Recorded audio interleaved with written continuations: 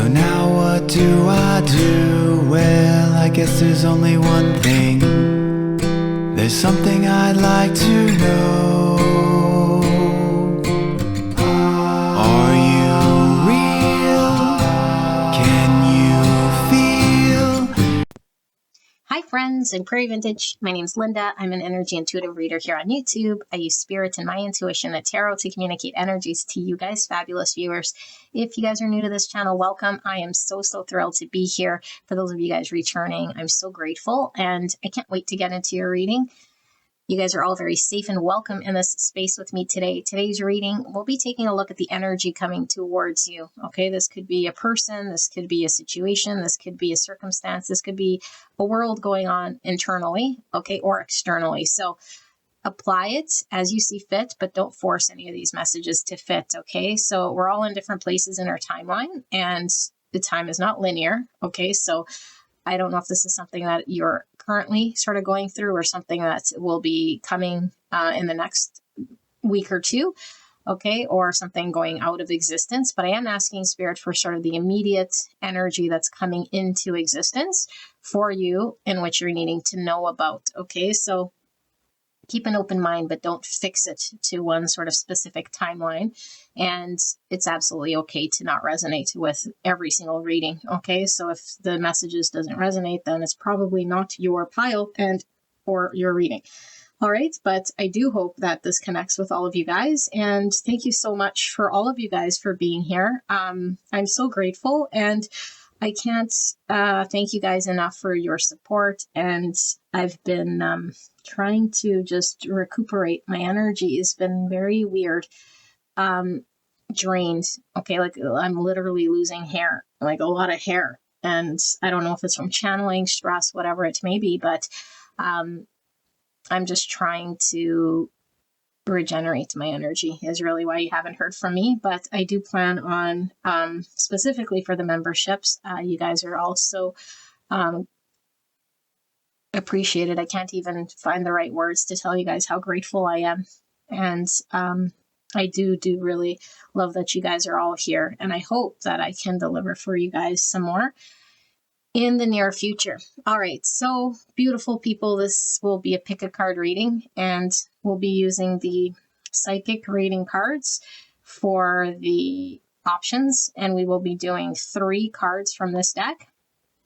I'll put a link right here to the deck reveals for these decks for those of you guys who are interested in the cards that come with these decks. If you're interested in charging energetically these cards for future readings, then you can do that there. And I'll put the timestamps for all of the different piles below. If it's your first time to tarot, then just stick with your intuition. And if the pile does not feel like it's something that resonates, or if it feels too surprising, shocking, unnerving, disturbing, or doesn't make any sense, then it's not your pile and there's no need to make it fit. Just because you click there doesn't mean anything. It could mean that you're just sort of maybe needing to hear one message. Maybe you're needing to develop your intuition. Okay, maybe it's energy of situation, circumstance of someone you're dealing with. Okay, and that's the strongest energy around you. And so you might not be privy to that. Okay, so beautiful angels, I will leave you guys with this energy, and then I will pick 3 from this deck. I'll see you guys there. Hello, gorgeous angels. Let us pull your 3 cards. So we have 3 piles. I pre-shuffled the oracle cards. I've not looked at them, and we're asking Spirit for what energy is coming towards you. Okay, who or what is coming towards you energetically. So Spirit, for the 3 options, can we get option 1, 2, and 3 for the collective that's tapped into this reading? Thank you so much, Spirit. Thank you so much to you guys who are here. We got our 3 options. I will reveal them shortly, but if at any point you are pulled to any one of these, then trust your intuition. All right, so this is option 1, 2, and 3. Let us reveal these cards. So option number 1, we have coins. Oh my goodness. Number 9. There goes my email. Everything's happening all at once.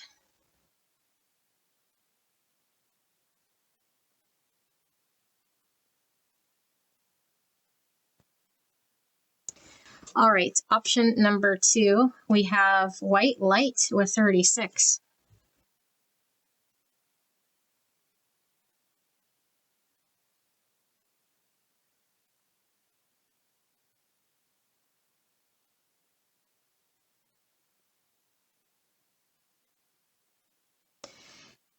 Option number 3, we have numbers 26. Oh my goodness, I can't wait to get into your guys' reading.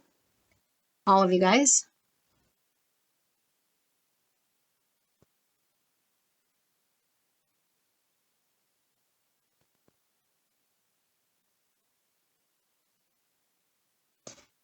Okay, so sit with this energy. Take as long as you need. If you feel stuck, close your eyes, open your eyes. Whichever one you're first pulled to will most likely be your reading.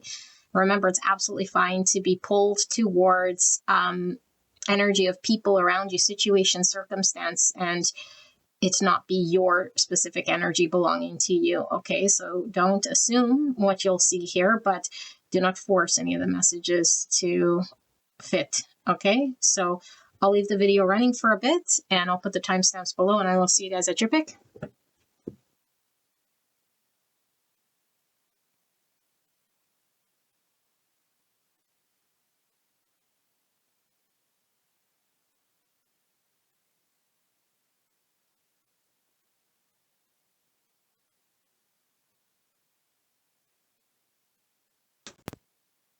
Pile number 1, you guys pick the card of coins with number 9.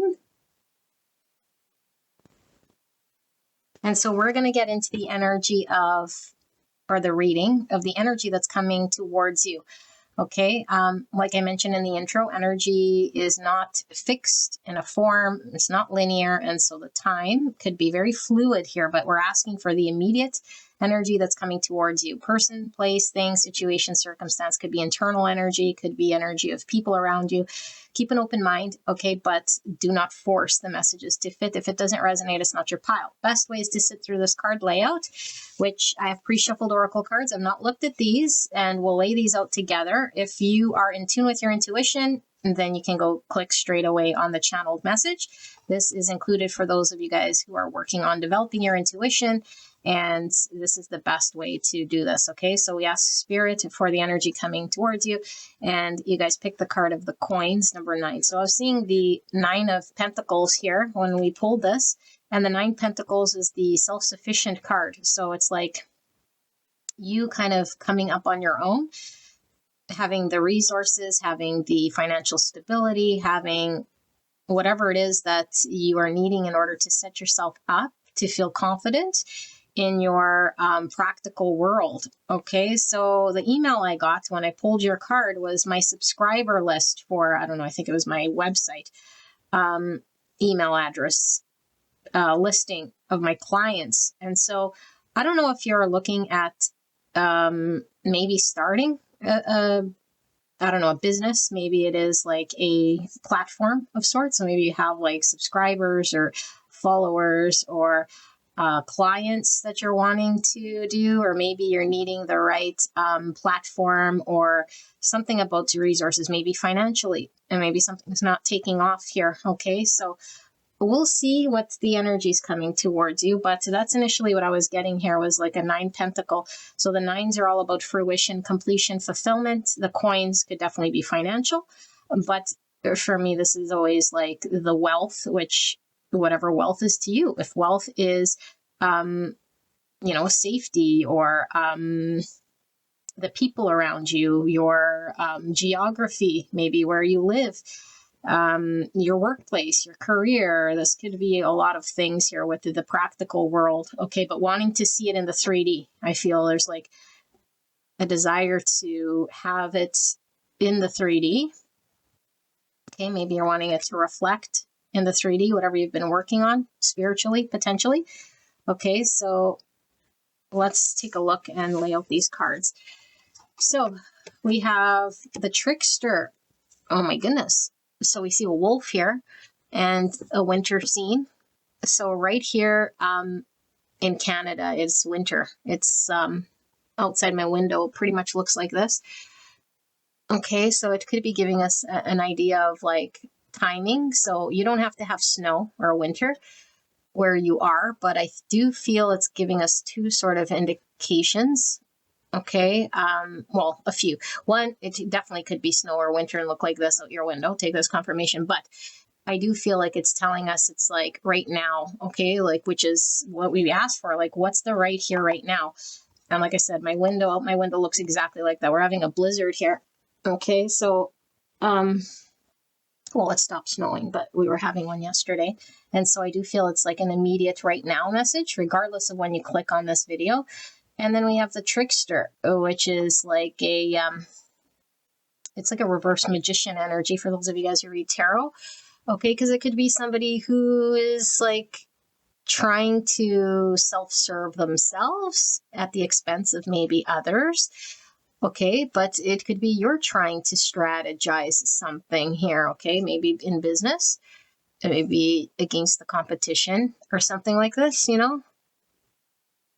So we see the wolf here. Wolves are highly independent, but they're also family focused. So something again about this nine pentacle, which is the independence, but the family focus could be you wanting to create some sort of stability in your world. All right. Yeah. And all the trees could talk about security, stability, a family. Okay. Like the family lineage, the health of the family, the security. But winter can talk about something being frozen, maybe frozen assets. Something frozen here. Okay. Let's see. And we have passive aggressive notes writer. Interesting. Are you guys getting glare? No.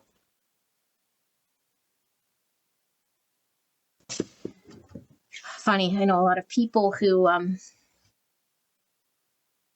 have this energy, where it's like instead of being direct, they'll like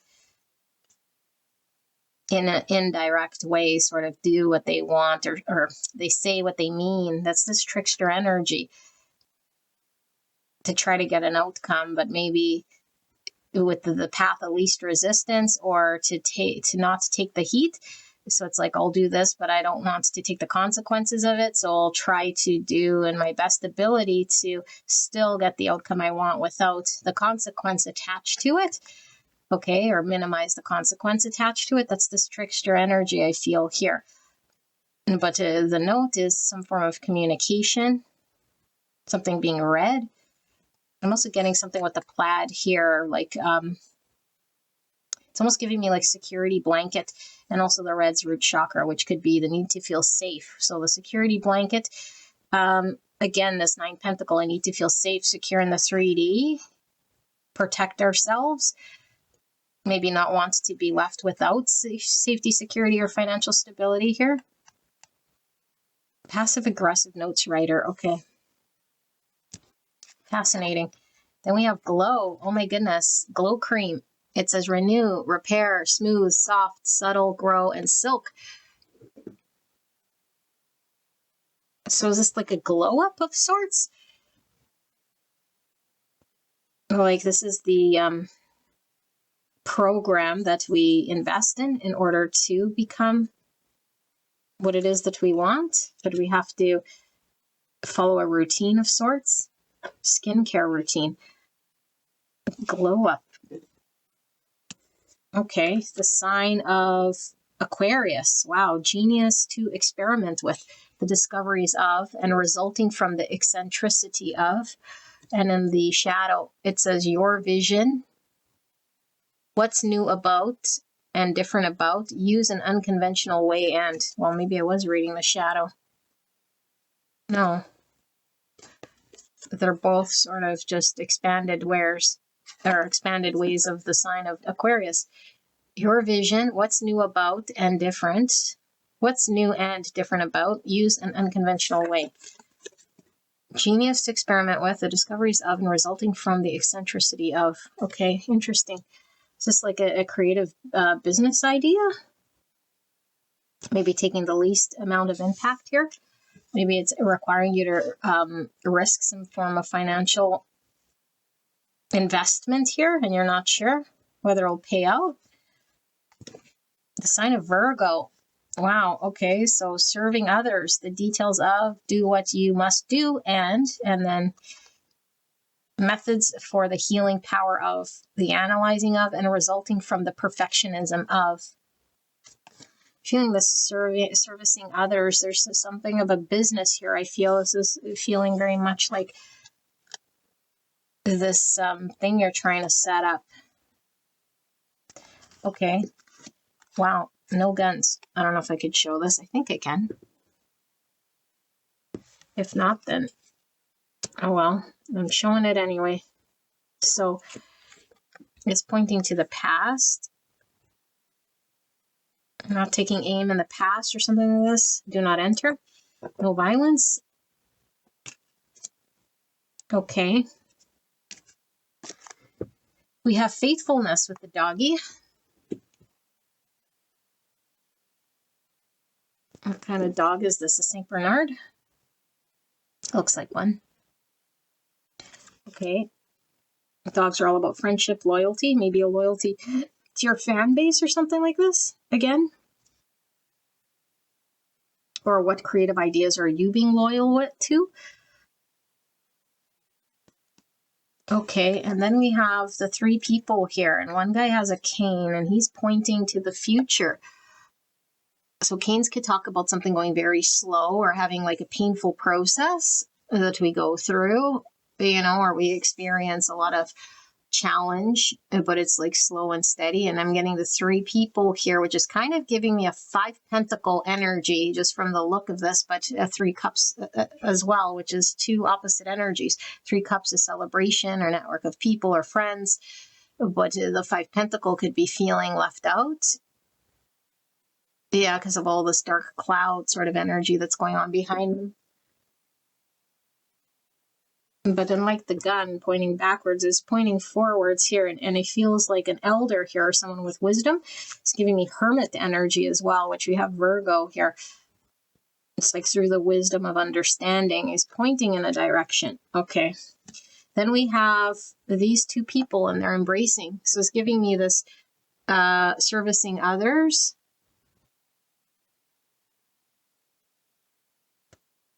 So instead of 3 here, we have 2. And so 2 could be intimacy. Okay, 3 is our network of people and our friends, maybe creating more intimate partnerships. Also, it's kind of looking very Picasso-like or like watercolors. I don't know if Picasso, I don't think he used watercolors, but something with painting. Art. Maybe it's like a blank canvas. We're having to create something here. Be creative with the Aquarius energy.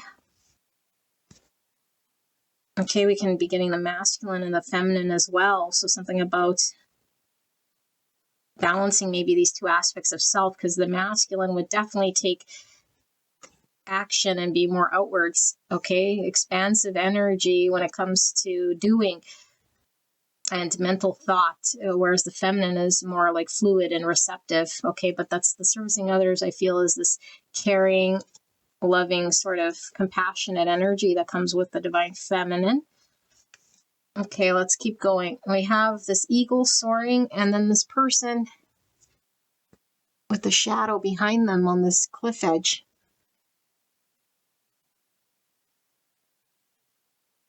And you see a ravine underneath here.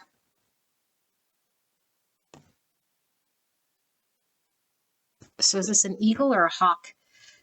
I don't know. I think it kind of looks like a hawk. Well, hawks are all about having the eyesight and the precision. Okay, eagles too, but it's like so that it can strike when it needs to. But I think that the hawk is a little lower, closer to the 3D, whereas the eagle, I think, soars higher. If I'm not mistaken, in order for it to be precise, it has to go to a certain, flies within a certain altitude, but it is closer to the 3D. And then this person is using some form of a light, like an SOS almost, so that they could be found. Maybe they feel stranded here, and then here's the big shadow. So shadows could talk about fears, okay? Something that might not necessarily be real, like an entity, because it's just cast shadow, which means it's something we're not seeing or an absence of light. Okay, but something does feel sort of dangerous here, because look how tall this ravine is here. So again, there's this root chakra feeling, and I need to feel safe or something like this. So we're in green. Green could represent the heart chakra, which is something we love. Okay. And then we have, yeah, and look, divine feminine, divine masculine. And this guy is pointing towards the divine masculine. And we're feeling the masculine and the feminine energy coming through. Just turning his back on the feminine. So we have the gorilla or an ape. I don't know, are apes and gorillas the same thing? I don't know. This looks like a gorilla. It looks like an ape. Looks like both. I think they're the same thing. So what are gorilla apes? They could be quite aggressive, right? But not necessarily. I don't know if society just paints them as like aggressive, but they could, like, I mean, they could be definitely animal instinct to protect their family. But they're very intelligent and very, very strong. I'm getting this masculine energy again. Like through strength, meaning like a doing, because it's physical strength. But there's also intellect here. Okie dokie. Fascinating. I'm fascinated by your reading. And then we have these three people, and it looks like first, second, and third place. Okay, three people here as well. So again, that 3 cups energy, but it looks like one person's clapping, one person seems almost disappointed they didn't get first, and one person is just thrilled to be in gold.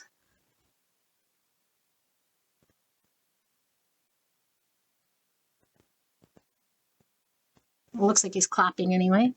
So jumping up and down, this is yellow, which is the solar plexus. So solar plexus could be our own confidence, our own will. It's giving me this masculine energy. And then the green does give me, even though obviously masculine could definitely have love. Okay, the green is the heart space, but it's like giving me more of the feminine energy here. This feminine energy, okay, well, is how I'm seeing it. There's like this block here, this cross is kind of giving me this block, a boundary of sorts, but something with the heart chakra here.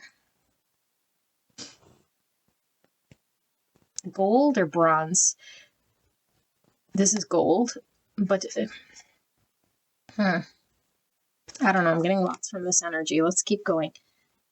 I'm getting a 5 wands energy too, like having to compete and then wanting to win and maybe having a lot of competitors. And it's like, will I be first in my field? Will I succeed?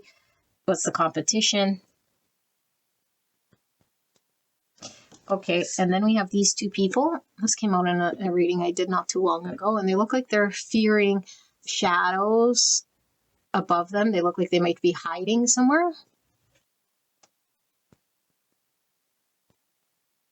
I don't know if they're hiding in a forest or something like this. I don't know what these shadows are about. Looks kind of abstract, but again, we have this masculine and this feminine energy. This time this masculine is wearing a green shirt.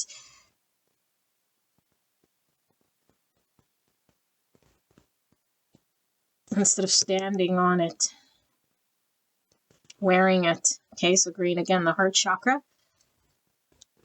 Okay, let's keep going. And we have this ship that's gone to sea, and it looks like a pretty crazy storm here. Stormy seas. So a 6 swords energy, but to look how turbulent this is. And the ship is having to stay afloat. So 6 swords is all about movement, getting out of turbulent times. More cloud, storm energy that I was feeling with this one. Okay, but these clouds are very dark. So the storm, something about a storm. All right, and then we have megalomania, unbounded ambition. Oh my goodness. Insensitivity, paranoia, sociopathy, desire for glory, excessive self-importance, the challenger instinctive center between strength and weakness. And we have this black, which is the shadow, Pluto. Okay, I have Scorpio energy here, Leo and Aquarius coming through. Some more Aquarius, 62 and 8. Mental tendency, stress level. Wow, so this is kind of the shadow of the masculine.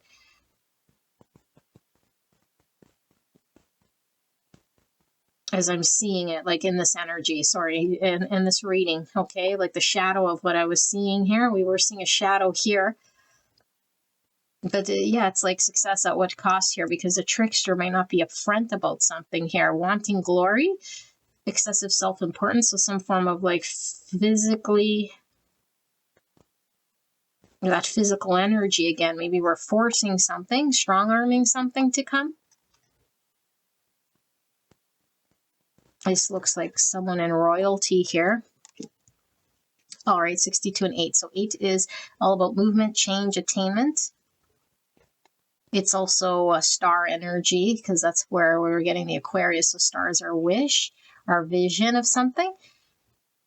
It might seem too far away or not knowing how to. That's that Hermit. The Hermit follows the North Star. Okay, but 8 is also the Strength, which is that card of, the card of Strength, which is also this solar plexus energy with the yellow. We were feeling lots of yellow here too. Okay, and then we have deviance. So lack of trust, uncertainty, doubt, suspicion, disobedience, rules, uncompliance. Type 6, the loyalist thinking center between mistrust and trust with the number 6. So we have some devil Gemini energy. Devil Gemini. Capricorn Gemini, which is the devil lover's energy with 24. Avoidance. And this gold. Remember, it's getting gold here. Gold is the higher self. Deviance could be this trickster energy. Lack of trust. And look at this painting. Remember I said I was getting painting from this Picasso? There's a painting here, a canvas that's already painted.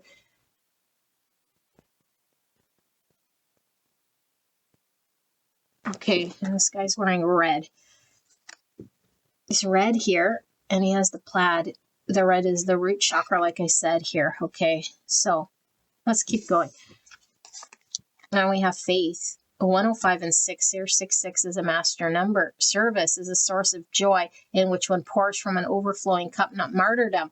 Servicing others. Okay, so true altruism. So it says faith, absolute certainty. Look at its opposite of this. Lack of trust, absolute certainty, uncertainty, loyalty, trust, doubt, belief, suspicion, mysticism, and spirituality. Okay, so lovers, Gemini energy. 6s are all about problem solving, compassion, harmony. There's that green again. Okay, with the compassion. 6 is also about community, which we're getting with the 3s. Okay, because that is our community. Communication. 3s are also about self-expression, groups, and fun. All right, and then we have the bee spirit with prosperity. And I think these are lily flowers. I don't know if that's what type of flower this is. Orange lilies. So lilies are all about experience, sensuality. It's also about safety, security, your family. It's like tenure, being experienced. If these are lilies, okay, lilies are also about peace. We have the number 5. 5s are all about conflict, loss, change, rebuild. Bees are worker bees. So it's the work. I'm seeing 3 pentacle, except 1 is this 9 pentacle. Prosperity, which is this 9 pentacle energy. Okay. So I'm feeling earth and air energy from this. Okay, Virgo, Taurus, Capricorn, Gemini, Libra, Aquarius.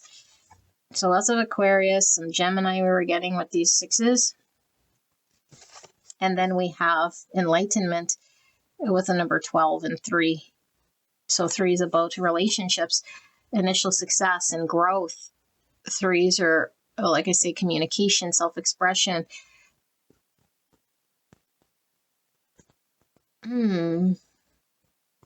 So these clouds, it's kind of looking a lot like this turbulent water, except I think they're clouds. And we were getting a lot of storm clouds in this. It's looking like water. Okay, so storm clouds. So let me grab the tarot as well. So I do feel I want to put the tarot out. I don't like the way it's, what should we do here? Can you guys see? Yes, let's put the tarot here. Okay, Spirit, thank you so much for this message regarding pile number 1 and the energy that is coming into pile 1's awareness towards pile 1, person, place, thing, whatever pile 1 needs to know in regards of the energy coming towards them. Can we get some more information for pile 1 regarding what they need to know about this energy? Clear and concise message for the greatest and highest good of pile 1. Please protect me and the viewer as I channel this message for the greatest and highest good of pile 1. Thank you so much, pile 1, for allowing me to tap into your energy, the energy around you at this time. Spirit, please help me to channel in a way pile 1 will understand what this is about. 7 cups. The 5 of swords in reverse. Ace of cups. The pile 1. You have the high priestess in reverse.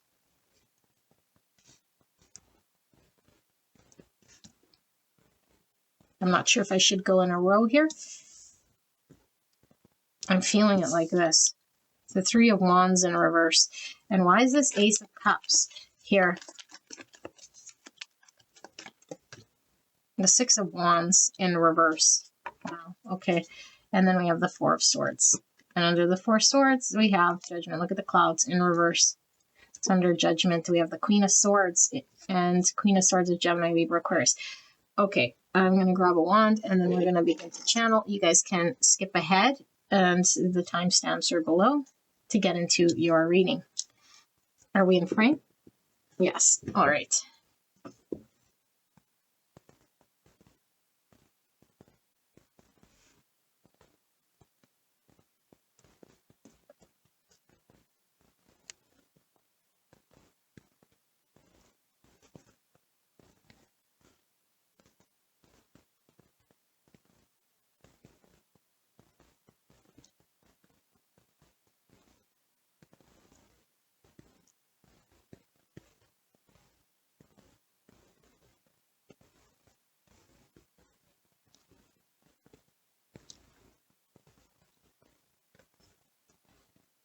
All right, pile number 1. I did read a lot of signs when I was laying these cards down, so I'm going to go over some of the signs.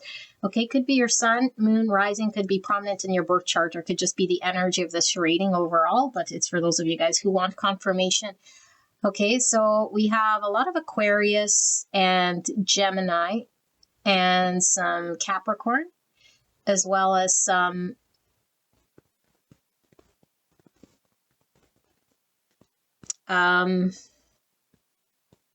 Virgo, Leo, and a little bit of Libra, a little bit of Taurus here, okay?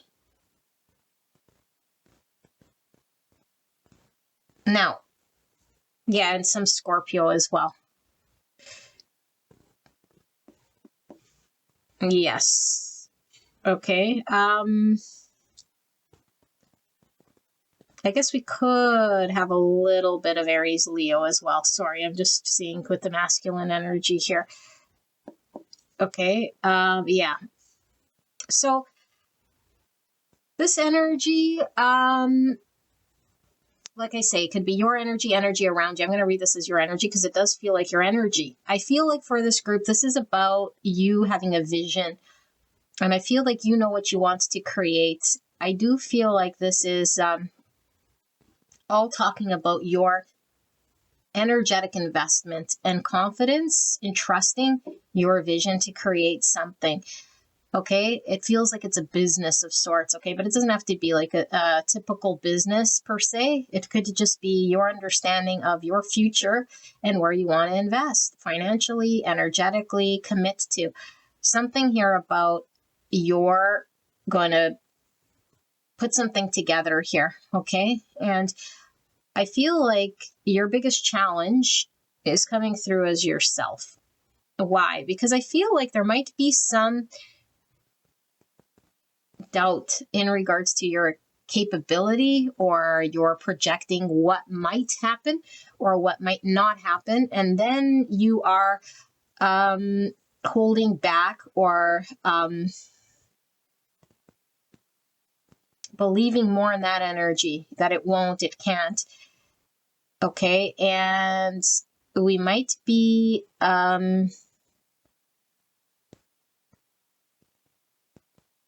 under one understanding of what it's going to take in order to make something come true, which isn't necessarily accurate.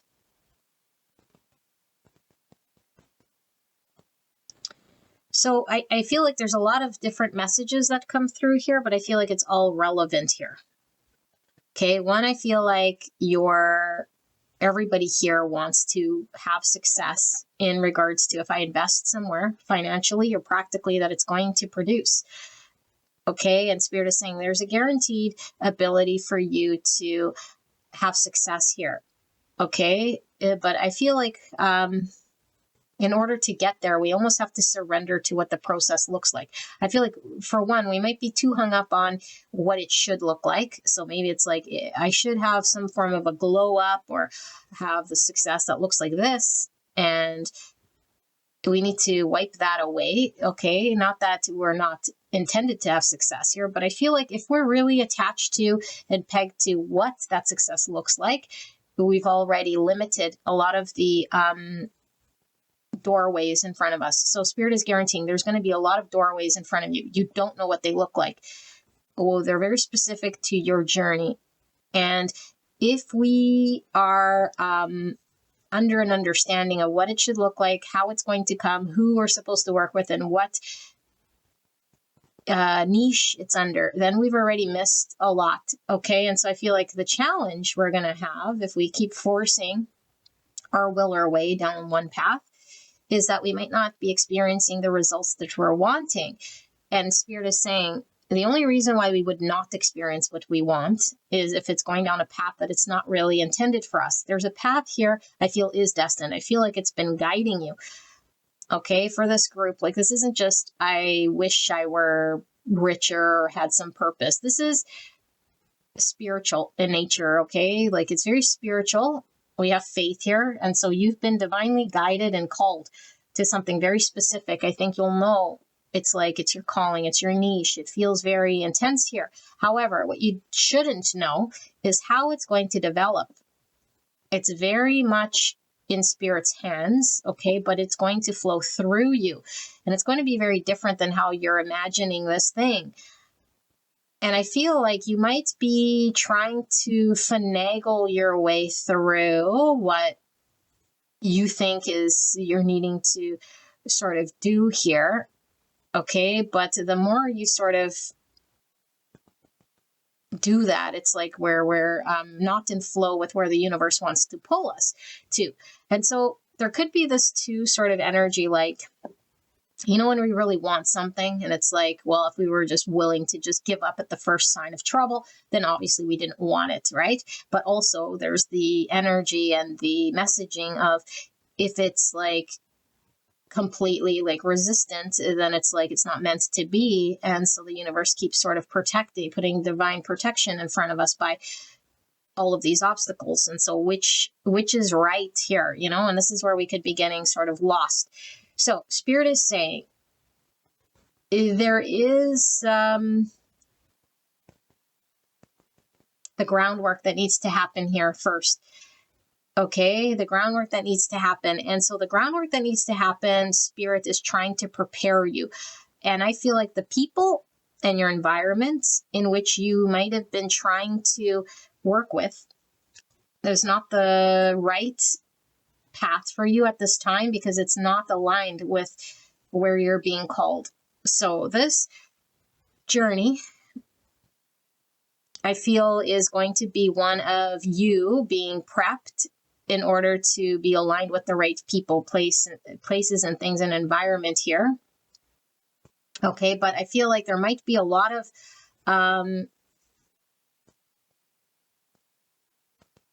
no's or rejections, like I feel like you've experienced a lot of letdowns or rejections, or it keeps like it's not working, or it's falling through, or this wasn't successful, or I tried it this way and I tried it that way, and we could get very discouraged with this sort of thing. Okay, and so Spirit is saying there is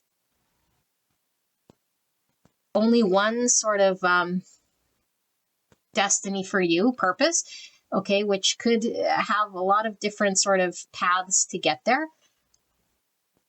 But it's like certain doors will have to open before you get to what you're supposed to experience. And it might open a door that seems like it's a complete different sort of experience that we weren't intending. Okay, but it was much needed in order to meet this people we were needing, or the resource we were needing, or even if it has nothing to do with where it was going.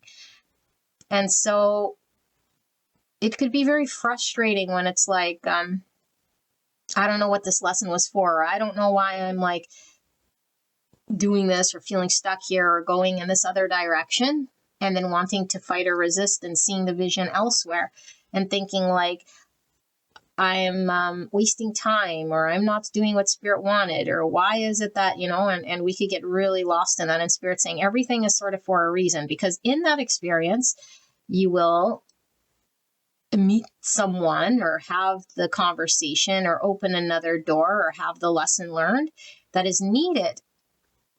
It's like a purpose for everything here, even if we don't see the end game, But I feel like there's something about plans falling through in the past, and there could be a lot of fear as well about, what if I take a risk in this way and then it doesn't pay off? And so we're sort of just looking at what might happen and maybe feeling like there's too much competition, or like, will it ever come? So Spirit wants you to know, slow and steady will win the race here, okay? There is a purpose for you, and there's a lot of this sort of storm before we get to where we're needing to go. But your commitment, your loyalty, and this Virgo energy, which is all about your practical commitment day in, day out to what it is that you're having to do, okay? Because these are all sort of the small things in planting the seeds, okay, that will eventually develop into what it is that you're wanting to service this. But the actual purpose itself is something here, like this is giving me two polar energies. Like Virgo is very practical, very expected, okay? There's nothing sort of radical about Virgo energy. Now, it is very analytical. It's like lays the groundwork. It knows what to expect here. With the Aquarius, is very outside the box, very different. It's eccentric energy. It's like unexpected in all sorts of ways here, And so there's this balancing of these two energies that are required in order to have success in whatever you're creating. Okay, now I do feel it is in the world of service to others. And I do feel like it's very creative here, like a blank canvas of sorts that only you're creating. Like, I don't know if it's a book, a painting, a song, a something, okay? But it does feel like it's specific to what you got to sort of put together here.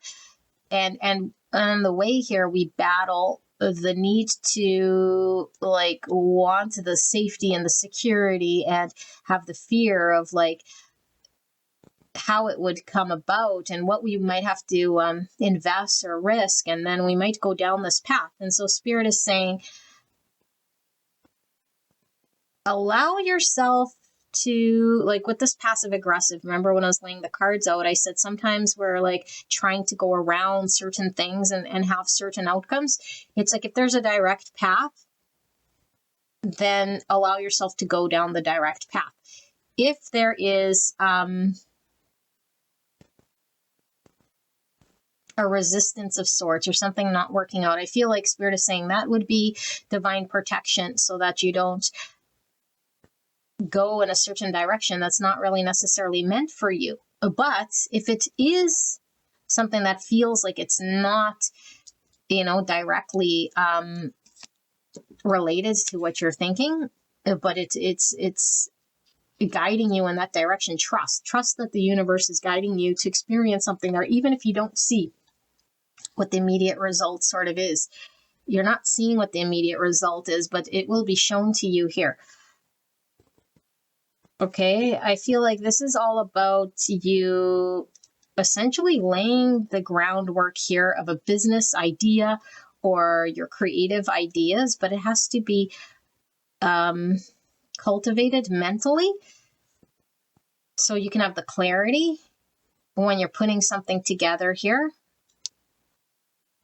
Okay, because Spirit is going to be working through you. It's going to be something that will be channeled through you. You will be prosperous. It will be beneficial to you. Okay, like you'll be able to really be rewarded here, but that's sort of a side result here with this prosperity, okay, and these coins, this practical thing. But I feel like there's a need to get practical. There will be work to be done. There will be commitment and energy and effort that you're required to do. And I feel like we're going to pull more cards, but I feel like there might be storms that we might need to experience on our way there, or that we do experience on our way there. But Spirit is assuring, like, you're moving out of these storming energies, and there's no reason to sort of maybe stay in the storm or like wait till the storm sort of clears. It's like Spirit keeps saying, like, I'm showing you the direction.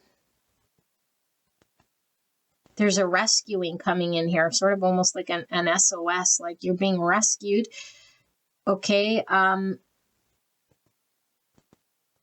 you're closer than you think. Like, I feel like there is this 3D manifestation of something that's really feeling very close to you. And it's like when the timing it reveals itself, it's like you need to be ready to respond and react and engage, and don't let your fear sort of multiply or get bigger and then make decisions for you.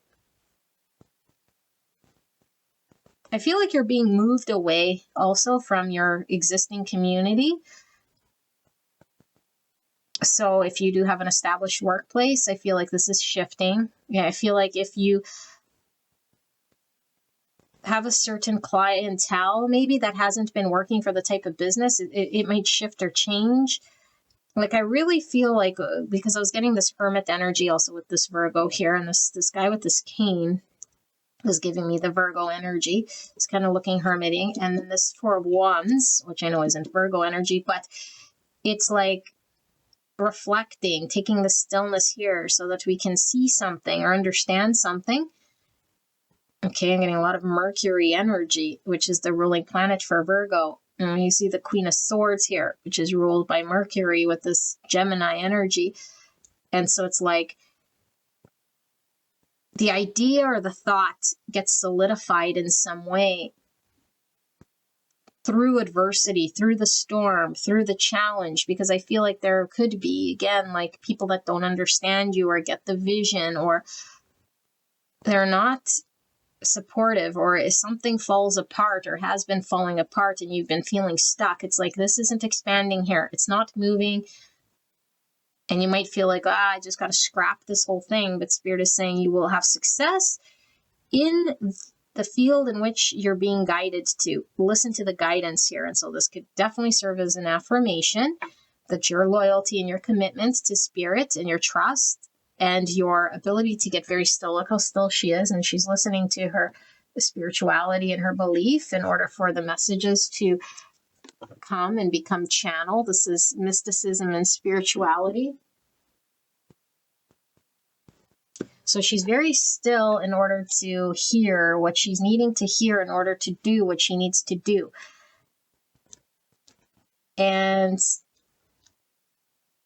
it's like we don't know the order of something, you know? We might want to already be like revered or appreciated or exalted or seen or celebrated or successful already. And it's like, not yet, you know? There's something about following your heart and your intuition and your creative energy is then going to result in you being exalted or celebrated or seen or getting the clientele that you need or the success that you need. It's sort of as a result of, you know, but it's like the self must be solid.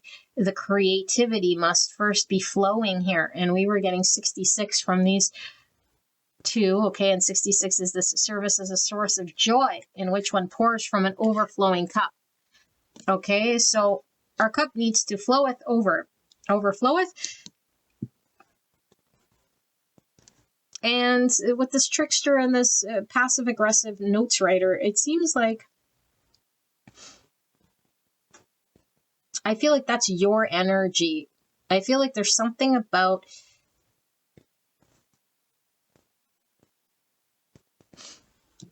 we'll pull tarot, but I do feel it is something like an indirect way that we're hoping to have some sort of victory or some sort of success here. And Spirit is saying, no, there's going to be a direct way of doing this. And maybe you're trying to force an existing program or an existing business idea or model on an existing community or situation, or logistically, it's like, I want this to work here. Meanwhile, it's like, well, this might work elsewhere, or this might have to shift, or we might have to think outside the box. I feel like something isn't jiving here. And we might just be thinking like, well, I just want to make it big, or I want to be celebrated. I want the victory. I want the accolades, or I want the reward. I want it to expand already. I want the prosperity. And it's like, you know, this megalomania sort of energy that comes through here, and this excessive self-importance. Like, I don't know why we're seeing all of this energy, but it feels like it's not coming from seeing what the priority is here. Okay, so let's see. What is Spirit telling you is coming towards you? Because I feel like what's coming towards you is a shift from some unsuccessful way of trying to get something off the ground towards a more clear, direct path. Okay, because she's still, and it comes to her, we have enlightenment here, which means we're seeing something to be loyal to. Spirit's clear and concise message here regarding pile 1 and the energy that's coming towards them. Person, place, or thing energetically that pile 1 needs to be aware of.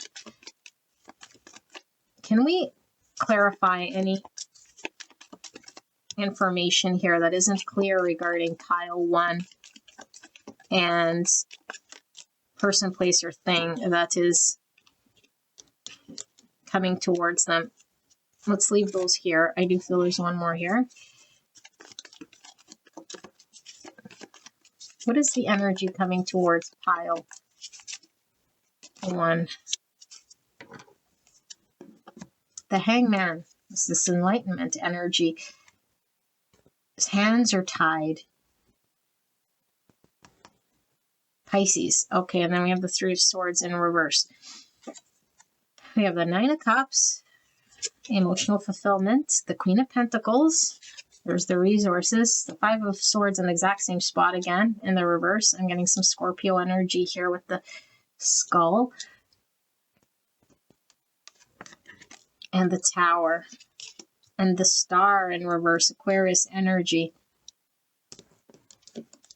Okay, and then we have the Six of Cups in reverse, the Eight of Cups, the Page of Pentacles, and the Four of Pentacles. Okay. And we have Temperance in reverse. There's something about that balance again, and that the healing, okay, with the Star in reverse and Temperance in reverse. Sagittarius. Just give me a second here.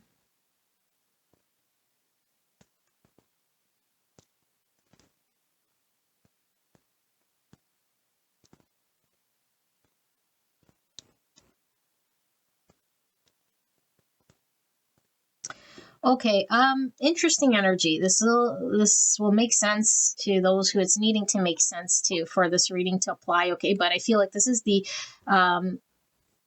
gist of the messaging here. If it doesn't resonate, then this might not be your pile. All right, because I feel like this is the messaging. I feel like you're stuck right now for a reason. Like it feels like you feel like you can't do something. It's like I can't do something, like practically physically take action on something. Okay, and I feel like Spirit is saying you're bound to experience what you're experiencing. So this should give you some reprieve in some way, okay? Because maybe you feel like, I'm failing, or it's not working, or I'm losing out, or I'm wasting time, or I don't know. We could get stuck in that sort of mind story, okay, which energetically takes away from the ramp up that we need, and that could definitely be the storm mindset. The Spirit is saying the sun is coming. Okay, so have faith. Do not lose trust and the fact that the sun is coming, even if you don't see it. Okay, now this isn't just giving you blind hope to believe in some sort of business plan or idea that's just going to fall to the wayside. Okay, this is a very specific messaging. You're experiencing failure, if you will, okay, or resistance or stuckness or challenge because something is coming into balance and being healed. Okay, now we might, like I said, have an understanding that it might be fixed in a certain way. Okay, like an understanding of something. Spirit is saying, do not get fixed and hung up on the idea of that you might have been stuck on in the past. We might have taken action on something that we really thought had to look a certain way or feel a certain way because we were told and we felt it. I feel like there's something here about the childhood vision, dream, or the creative connection we have to something here, okay, is very strong for a reason because it's guiding us on a path. However, we have to be willing to work with spirit. Okay, we see enlightenment. This card is of enlightenment, which means getting very still to listen to what spirit is going to show us, even if it feels like something that at the time it's not really fully clear to us or making a whole lot of sense, because that point in time is the point where we're getting healed, balanced, and our energy is being sort of repaired, if you will. Okay, there's a lot of healing that's happening. I don't know exactly what you've gone through. I feel like for a lot of you guys, it's disappointment. Okay, maybe failed attempts. Maybe it's just like resistance and like conflict and like it wasn't coming together. This is what needs to be dissolved in order for there to be the new. And however this happens, people will fall away. Spirit's going to do what it needs to do in order for the best sort of outcome for everyone. Okay, because Spirit always does the best possible outcome, even if there's challenge, storms, whatever. It's like the best possible thing Spirit can do based on the decisions people have made is going to unfold. We don't know what that looks like, and we have to trust in Spirit. And I feel like a lot of you guys might be losing hope because the more you experience the disappointment or the challenge or the more you get attached to the vision of how you think it's going to go and it's not. It's like it looks more and more like it's just not going to pan out. Spirit is saying, abandon that. There is no need for you to lose hope. There's no need for you to get fixated on a vision of what you think is what would make you happy. Spirit knows what's going to make you happy here and what's going to be rewarding. Okay, there's something that in the 3D world is going to be prosperous. It's going to produce wealth. It's going to be supporting you in this 3D world. Okay, but it's also driven from something that's emotionally fulfilling. But we have to allow ourselves to know what is emotionally fulfilling rather than getting very fixated on an idea of what we think it would be success. Okay, even if it's misaligned with the wrong people or something like this, because we could be trading that Okay, like we want security so bad, or fame so bad, or to be seen so bad, or the success of the thing so bad, where we're like trading what would make us happy emotionally, or the creative thing that comes from our purpose, our guided purpose here that's needing to be manifested. And so there's a new opportunity that's going to present itself to you. Okay, and Spirit is saying it's within a community of people, I do feel, that are workable and that can work with what you have to to provide or to come forward with. And I do feel like it's going to be flowing for you. It's not going to be something that feels resistant. It's not going to be something that feels mystical in any way. I feel like it's something very practical, something that you can invest in, something that you can give in, day out. You'll be very supported here, but there has to be an understanding that your old world, whatever that looks like, and I feel like it's your environment or the people or the job you work in, will have to fall away somehow, however it happens. Okay, it has to, because there has to be sort of an investment in an area of making space for the new, and the new can't come until the old sort of falls away. They can't hold two energies at the same time. There's just not enough space here. And so I feel like there is a massive shift and a transformation, and people specifically, I feel, falling away. I don't know if this is like the old clientele list, if this is the old job place, if this is where you live or the community or where you're set up or something like this that just isn't working. Okay, there's leaving that sort of behind. And it could just be, this is where I invested all of my life. This could be our friends from high school, or like I spent 20 years here, or like my soulmates, or my family is here, or my immediate family, or like where I grew up, or this is the town that I envisioned this happening, or I don't know, or like this is the childhood book that I understood it to be in some way, and we're like really sort of held to that thing. And Spirit is saying you're still going to get to the creative, beautiful, purpose fulfilled. Don't lose hope with this, but Spirit knows how it's going to come about. And so we have to leave behind disappointments of the past, or the ideas of the past here that are really keeping us sort of trying to make something work that is not aligned with your purpose. Okay, so trust in Spirit, be loyal to this thing, have faith. Okay, we have faithfulness and faith here. Absolute certainty will come to you through a period of stillness. And when you see it, it's like you can't deny it. It's not going to be something, I think, that is like cryptic in any way. I feel like it is very practical. It's going to be understood by you. It's going to give you absolute certainty and clarity here. And it's like, whoa, yeah, this won't work here. It's like it can only work in this sort of an environment, or with this sort of group of people, or in this location. It's like it becomes very clear. So let's give you a final message, okay, for you guys, pile number one. Spirit, for pile number one, Magician. Yeah, like this thing will manifest. Absolutely. And it's been a lot of Mercury energy. Mercury is all about the thoughts, okay, and then as above, so below. So it's like these ideas and these thoughts come to me when I'm still, when I'm meditating, when I get rid of all the noise and the fear. I can actually clearly get the information or the download. This could be through dreams, through however Spirit's communicating to you. I do feel it feels very magical. Okay, but we don't have to use the word magic so much as it is the spiritual download that's like it's coming from the divine, and it's like having to be manifested here in the 3D. I remember when I laid the cards out, I said this trickster could be the magician in reverse. I feel like this is the energy that you've been in, trying to create something in the 3D that's just, it's not happening.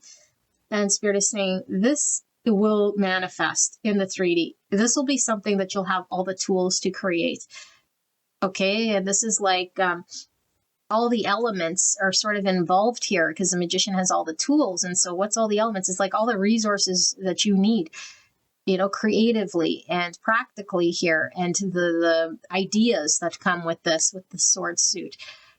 Like, it's all going to be available to you, and you kind of put it together here. But I don't feel like it's out of oh, there goes my email confirming. It's like forcing your will your way. I feel like it's a success that comes through utilizing the right resources. And that's the thing, is like, I don't feel you have the right resource in place, specifically when it comes to, I don't know, community, people, where you're located or situated right now, So let's see, Spirit's final message, just to close this out. I do feel, it does feel like you're going to be in your best energy, like this glow up. And we have the gold. For me, the gold is all about the higher self. So the high self is like our greatest potential, our greatest purpose here. Okay, but not to sort of fear going down a path maybe of, I think the fear, because I do see the shadow. Okay, like looking at shadows, maybe feeling stuck or feeling like too fearful. And this Capricorn energy, which I was getting with the 6, could be the devil. Okay, I feel that is maybe of leaving certain groups behind or admitting certain truths. Okay, I want to see why this megalomania is here. Desire for glory, excessive self-importance. Like, are we exalting ourselves in some way here? Spirit, what is this megalomania, first of all? 7 of Wands in reverse. So that's the opposite energy, because 7 of Wands in reverse is like a giving up energy, or thinking like, I'm up against, I don't know, maybe you feel like the competition here, it's like I'd have to change who I am and fight against things that I'm not prepared for. That's why you got the Magician. You might have an idea or an understanding that it's cutthroat, or like everyone is out for success here. And if I'm not matching that energy, as aggressive or as, I don't know, like ready to compete in that way or to be seen or showy, then it's not going to work. And so I don't have it within me. And so I won't even try.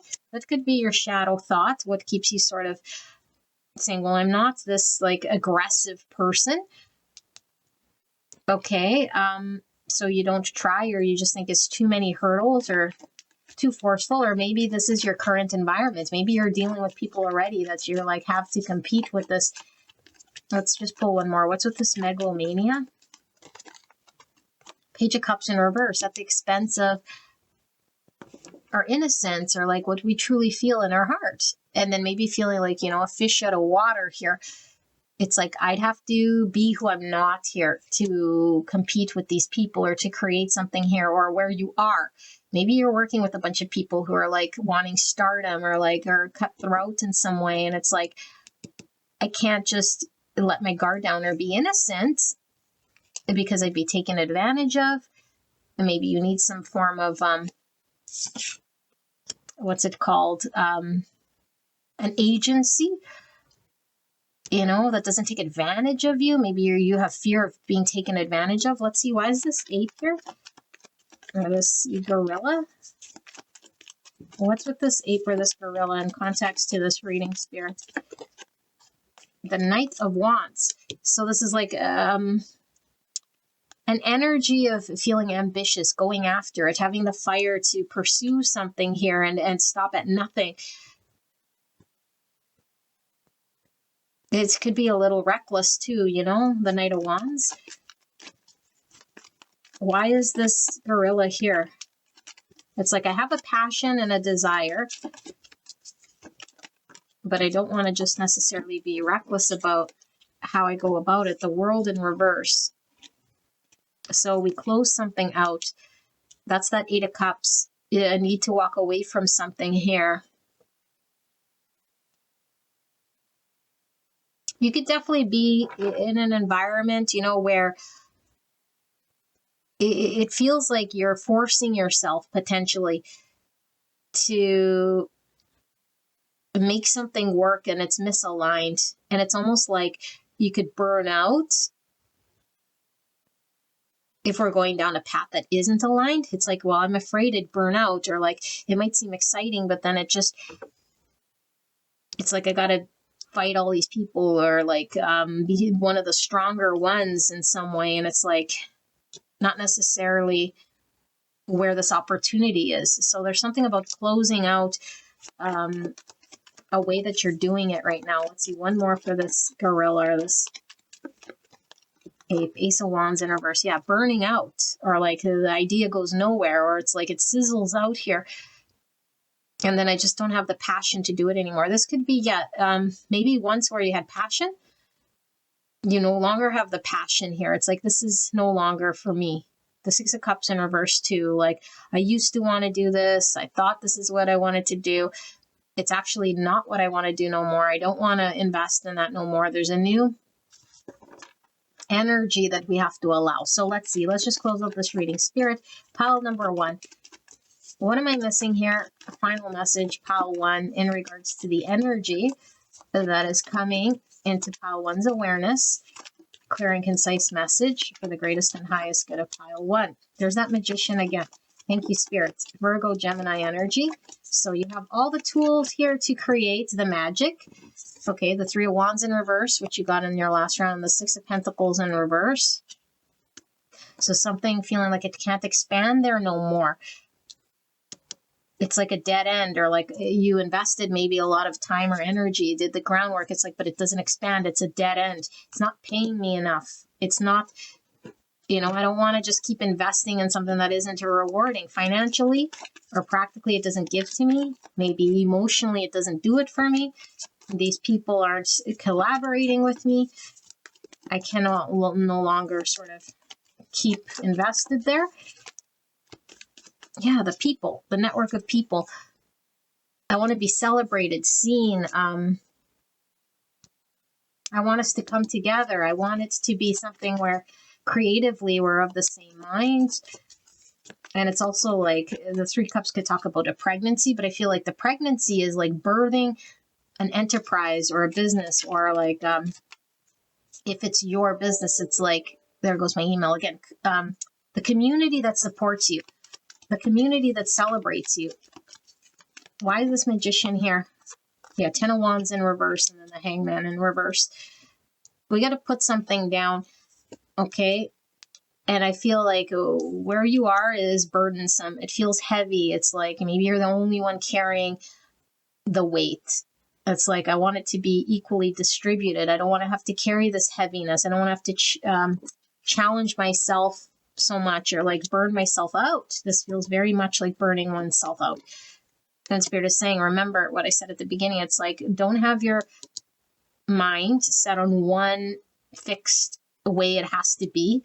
This is how I understood it to be, and it must be this way, and that's the only fixed way. It's like, no, we got to be flexible in order for us to see where Spirit is trying to guide us, and know with confidence and faith that we have the ability to work with spirits to create this beautiful thing. Okay, once the clarity comes to us, or the certainty will come once Spirit shows us what we need to see. Pisces energy here, final message for pile 1. Yeah, confidence, the courage to face it. Don't let the past sort of keep you held back. I feel like the past has been an unpleasant experience. It's really what I feel. It might have made you feel really stuck, and now it's like, I'm too focused on what I lost or what didn't work, and now I'm held back, or the past is holding me back. And you're spending a lot of time maybe trying to iron out the past or resolve the past, or it's like, no, that's all past energy. The strength and the courage is to allow what's new and unfamiliar to reveal itself so that we can engage in it. Okay, it's going to take you facing fear, because I think the fear is, I don't want to experience the same disappointment, or that I wouldn't have what it takes here. to trust it or to invest in it or to move in that direction. There's a lot of opportunity. We saw your 7 Cups, which was the very first card that came out for you. I feel like you're limiting yourself with something of a past world that has not produced and is not going to produce in a way that maybe you were hoping or intending for some reason here, or maybe you already know it's not, but it's just very consuming here because you're not seeing a way out. Like you feel very bound to it, tied to it, stuck to it. The Empress, beautiful. So Taurus, Libra energy. This is the birthing of something, like I said, okay? Both of these, like the Empress in the traditional tarot, is pregnant. And so I feel like the pregnancy here is your creative thing. You're going to get the right community support. You'll be seen, celebrated, okay? The Empress is the ultimate sort of energy we need to be in order to nurture something, okay? It touches our creative ability. It touches our compassion and our heart space. And it also allows us to understand the right sort of boundaries to lay with certain people, how to be soft, but also how to be very firm. Because I feel like there's something here about your energy needing to heal and be balanced here. Because we were getting a lot of masculine and feminine energy here. And this Hermit was sort of pointing towards the masculine energy, which is the doing part, you know? And it's like, I don't feel I could do or take action or something like this. And Spirit is saying, well, we want your support and your energy to be that of a healthy, divine feminine energy that's able to be receptive enough to get the downloads and the information and to see the community and the support that we need to see when we need to see it. And then also know when to take action, when to be courageous enough, not with force, but out of facing what we need to in order to invest in how we're needing to invest without the fear that it might fall apart or it won't go where we need it to go. Yeah, 4 swords again. So I was getting that energy. Stillness. And you experience a 3 swords. There's no doubt in my mind. We saw the 3 swords in reverse. So it's like the healing of what didn't work, what left me feeling disappointed. Okay, and I don't think you see clearly just yet your pathway. And so what's coming towards you? A clarity through reflection with this Hermit, through stillness. So the more still you are, you might feel like nothing's happening. I feel stuck. It's not coming to me. I don't see it. It's not clear. It's not direct. I can't take action. It's like it will be shown to you. That's what's coming. Clarity is coming. Clarity that will get you unstuck. Okay, clarity that will let you see beyond the suffering or the pain or the stuckness that was keeping you feeling like you were incapable of moving forward or doing something here. That's what's being shown to you. Okay, but it comes through a period of reflecting, a period of gathering your mental thought, a period of healing, and Spirit's putting the resources in place where things might have just fell apart. It feels like it's lopsided here. It wasn't producing. Dead end. Okay, a dead end for a reason. Spirit wanted something to end. It wanted the heaviness of the burden to be put down. The change of how you see something here. Maybe it's like changing how you see yourself, saying, well, I just am incapable. It's like, no, the confidence will come through true trust in the divine and being faithful to this thing that you're birthing, to the people you're working with or the service that you're giving. Okay, it's absolutely beautiful here. Pile number 1. I hope this helped you, and I will see you guys at the next one. All right, bye-bye. Hello, pile number 2. You guys picked the white light, card number 36, or the number 9. So interesting because number 9 was pile 1 for the pick a card.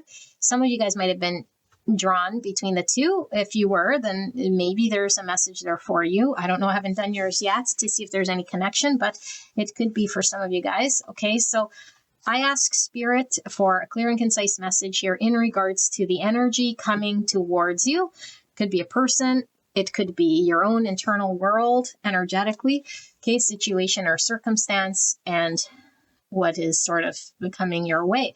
Now, it could be something you're currently dealing with or immediately coming into existence or passing out of existence, because we're all in different places in their timeline.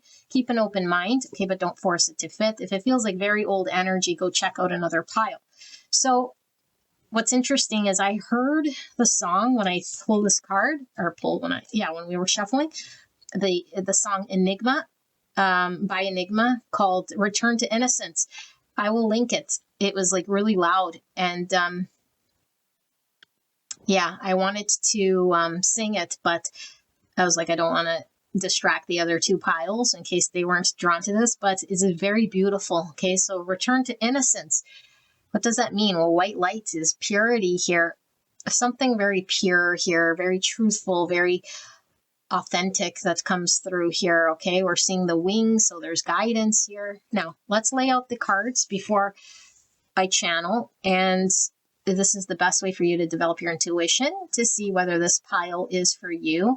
I do ask you sit through this card layout, but if your intuition you feel is already developed, then you can click straight away on the channeled message below. Okay, so talking stick. So when we have the talking stick, it's our turn to speak our truth. Something about authentic truth is coming through here. You know, it's like without getting interrupted. When we have the talking stick, it's our turn. It's our turn to rise. It's the authentic self that's speaking up. So if it's not verbally talking, it could be like through action, speaking our truth, showing our truth through a way of action. You see the sun coming through there, which could talk about enlightenment. Okay, so seeing through something. Look at this beautiful light that comes through. She's facing the light. Wow. And then we have emoji overuser.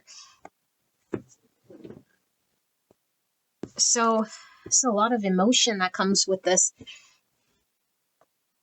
because the emojis are all over the place. You know, we can have like happy, disappointed, angry. Like I'm getting a range of emotions that come through. This almost feels like a spiritual awakening where we're feeling all sorts of ways, you know, and we feel this way so that we can get to the other side and see ourselves clearly through all of the with the ego. We see the sun here, which could represent ego. Okay, the ego could be the different emotions that sort of arise out of certain thoughts that we have that might not necessarily be accurate. Okay, not that all feeling is ego, but it's important to know when an emotion comes through, what is the thought we're having, and is it egoically driven? Yeah. And some of you guys might like to use emojis for sure to express yourself, but I'm getting the range of emotions is what I'm getting. Yeah, like a range of something. This is all the pills that are like compartmentalized by certain days that we have to take it. Pills, medication, but I'm seeing vitamins, not necessarily like medication. I'm seeing vitamins. So the health of something, and every day we're sort of needing to take certain, or a certain time we take a certain thing. Like it's very organized here. Almost like spirit knows what it's doing here for the health of something here, but they're all different. And so we experience again like a range of things here every day or every hour. Oh my goodness, it almost feels like my spiritual awakening. Every hour we're sort of emotionally feeling the extent of something here, and it's all different. But it's like this by design, is very organized here by spirit, you know. Wow, I just heard Return to Innocence again. That's a beautiful song. So we have the bullshit artist. So again, seeing through the bullshit, seeing through the ego. Remember how I always say the ego is like a baby diaper? It's kind of the analogy I use. Once we see through it, it's like somebody holding a bag of poop in front of us. It's like it stinks. It's no longer something that appeals to us, you know, egoic beliefs or stories of the past. It's like I could see right through it, see through its bullshit. It starts to stink here. Bullshit artist. So that's the false self, right? Because bullshit, when someone's bullshitting, it's like they're false. And the white light's the pure self. So the house, we have the 11th house. So the 11th house is all about groups, friends, social awareness, humanitarianism, technology, hopes, wishes for future. This says for humanity's sake, your hopes and wishes, do it for the future, freedom, associations, and your circle of friends.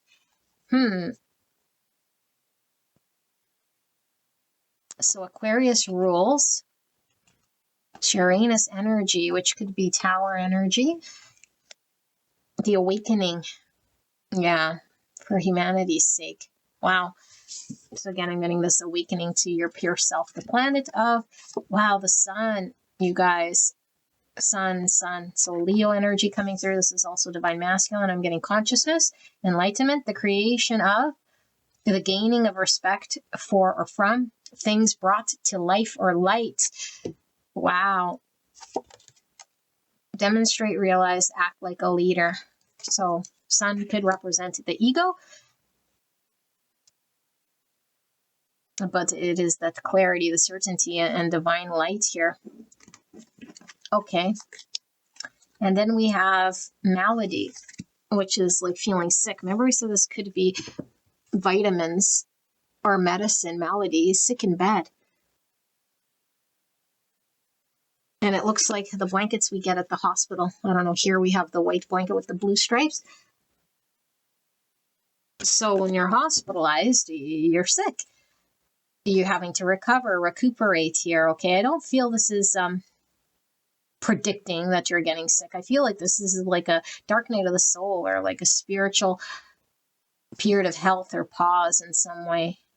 Some of you guys might like to drink tea. Some tea in the background there.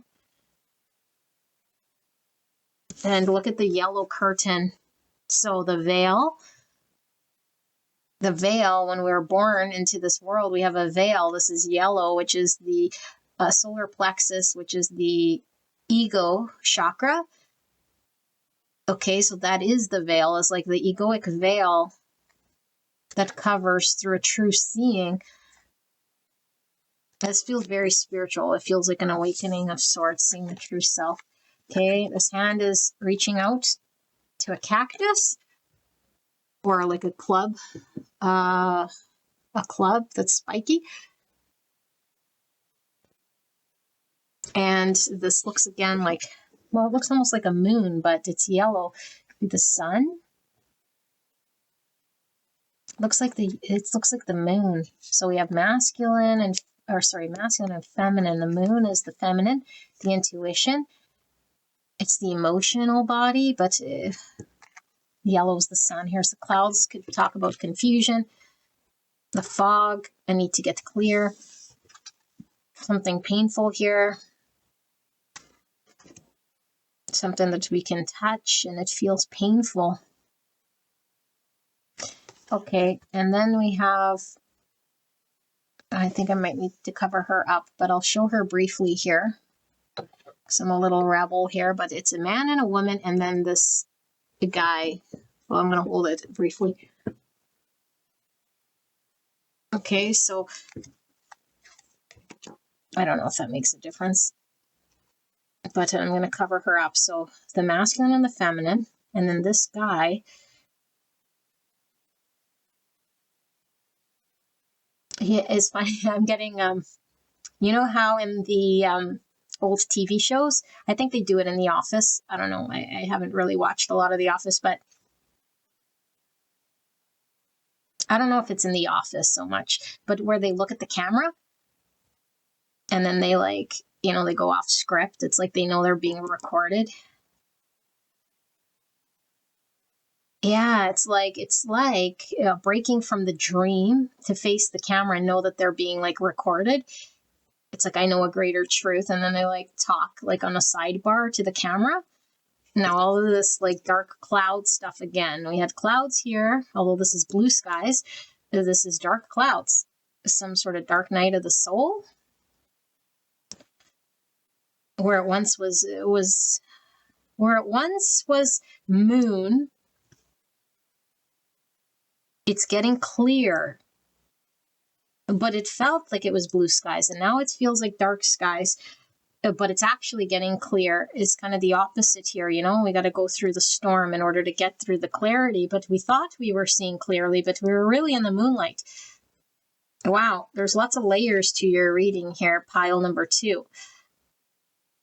And it feels like a painful process for sure. Okay, so here we have 2 birds, and they look like tropical parakeets, and a helicopter.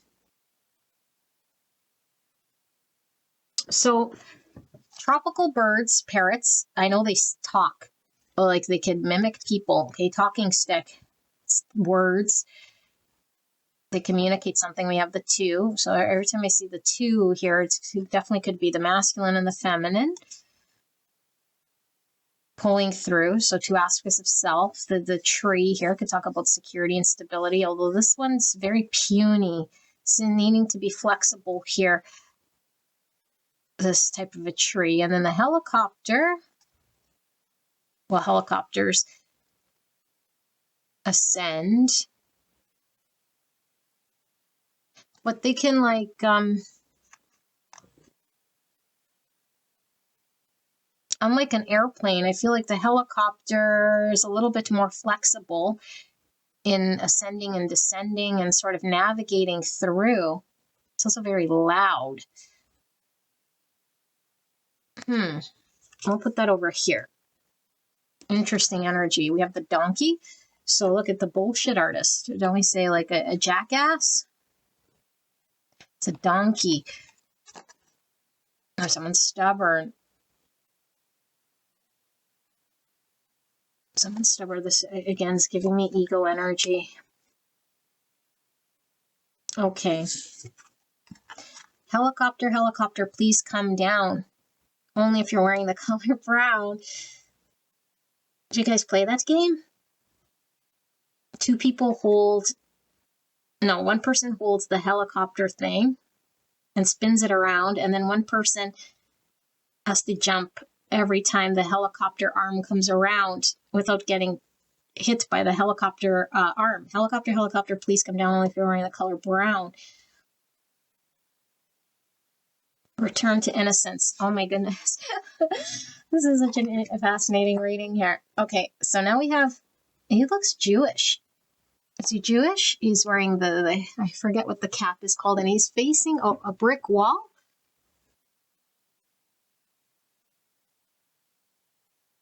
Look at how big these bricks are. I almost feel like ice cubes. And his hands are on there. It's giving me the video game where you push a block and then you see the other side. Like you have to pick the right one to push, you know, like a puzzle we have to solve. It's like we can't see if the wall is here, but if we push through, we could see through the other side.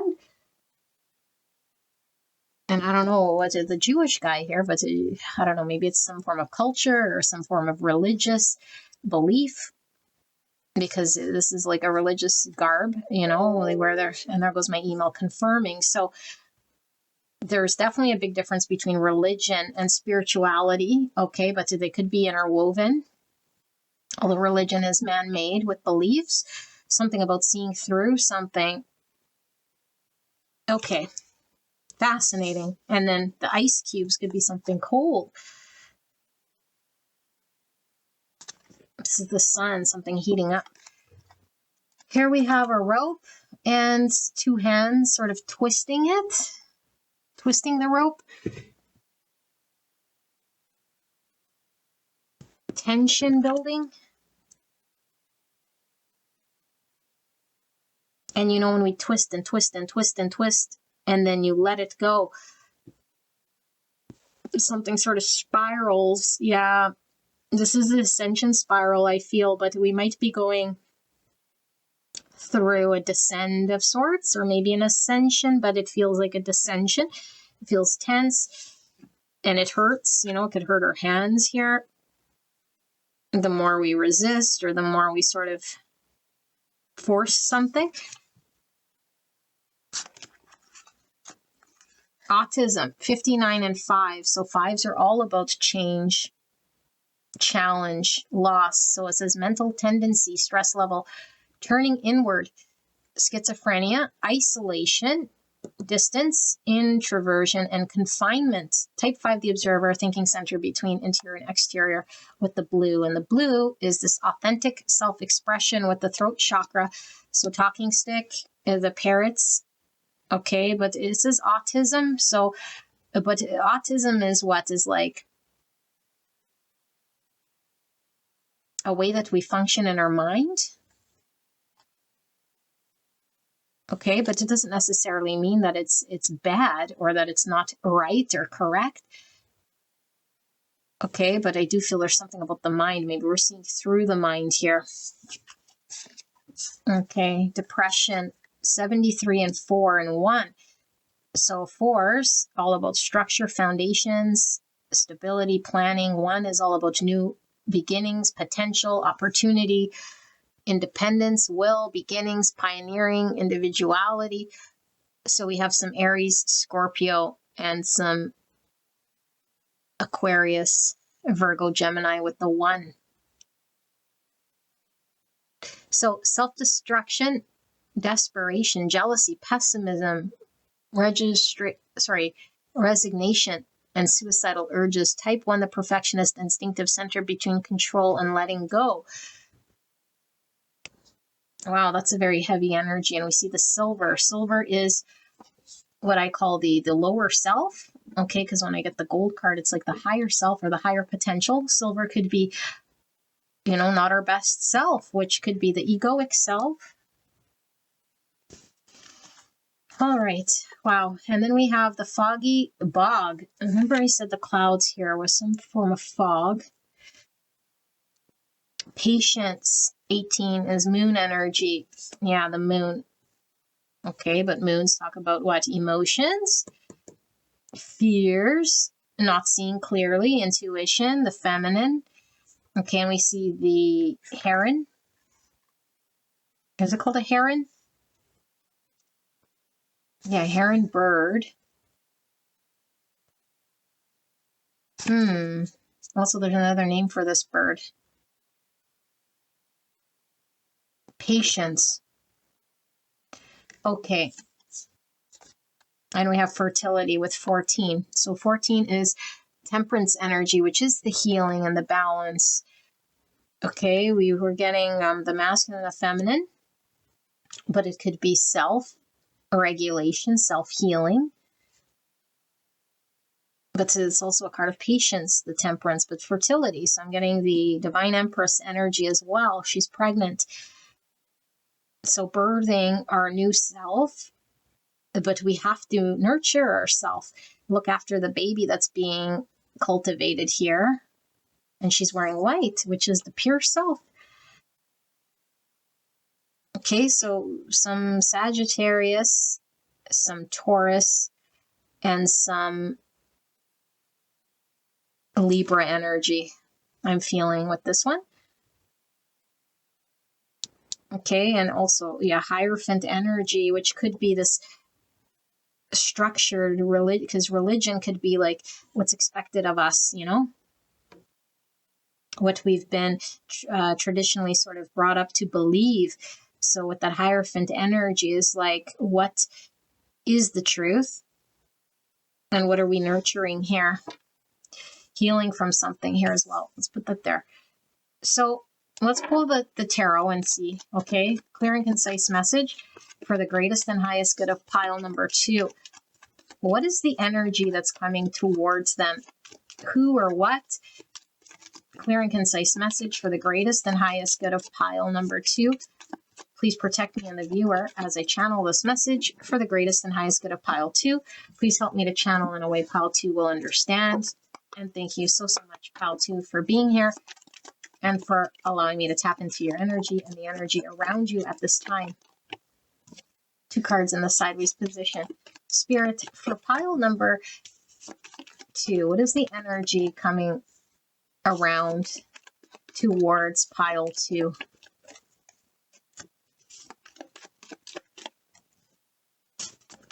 Clear and concise message for the greatest and highest good of pile number 2. Wow, 2, 2, 2.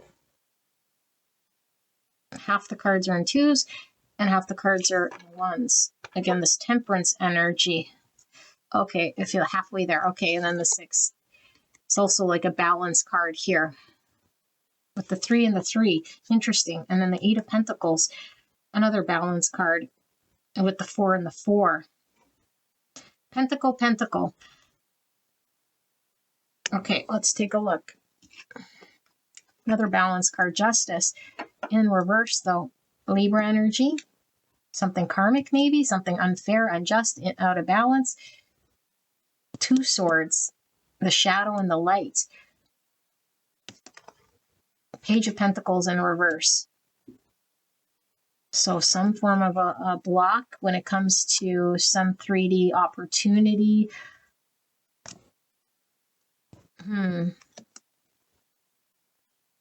High Priestess in reverse. Not seeing something, understanding something, a blocked intuition here, something not being revealed maybe. There's the World, closure, the Knight of Wands in reverse. And we have the Queen of Cups in reverse, Cancer, Scorpio, Pisces. And we have the Hangman, more Pisces energy, clarifying that Queen of Cups. Sorry, I just want to make it so I can see. Okay. The Knight of Pentacles in reverse. Very similar to this Page of Pentacles in reverse energy. And then the 2 Pentacles, another balance card. Wow, you guys got a lot about balance here. Okay, and then in the sideways position, we have the Tower. And we have the Queen of Wands, more Sagittarius energy, and Leo, Aries. Okay, this messaging couldn't be clearer, but I'm going to sit with the energy and see the 4 of Pentacles in reverse. So again, this balanced number with the 4, 2 and 2. Okay, just give me a bit to sit, or you guys can skip ahead.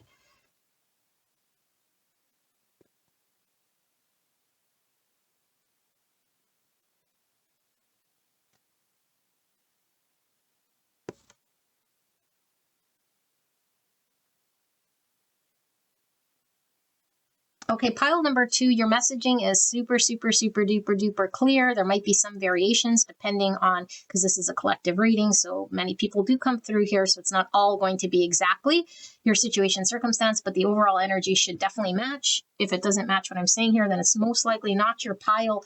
This feels very, very, very spiritual, okay? You're going through something, and Spirit is sort of giving you assurance because it might be very challenging right now. You might feel very alone.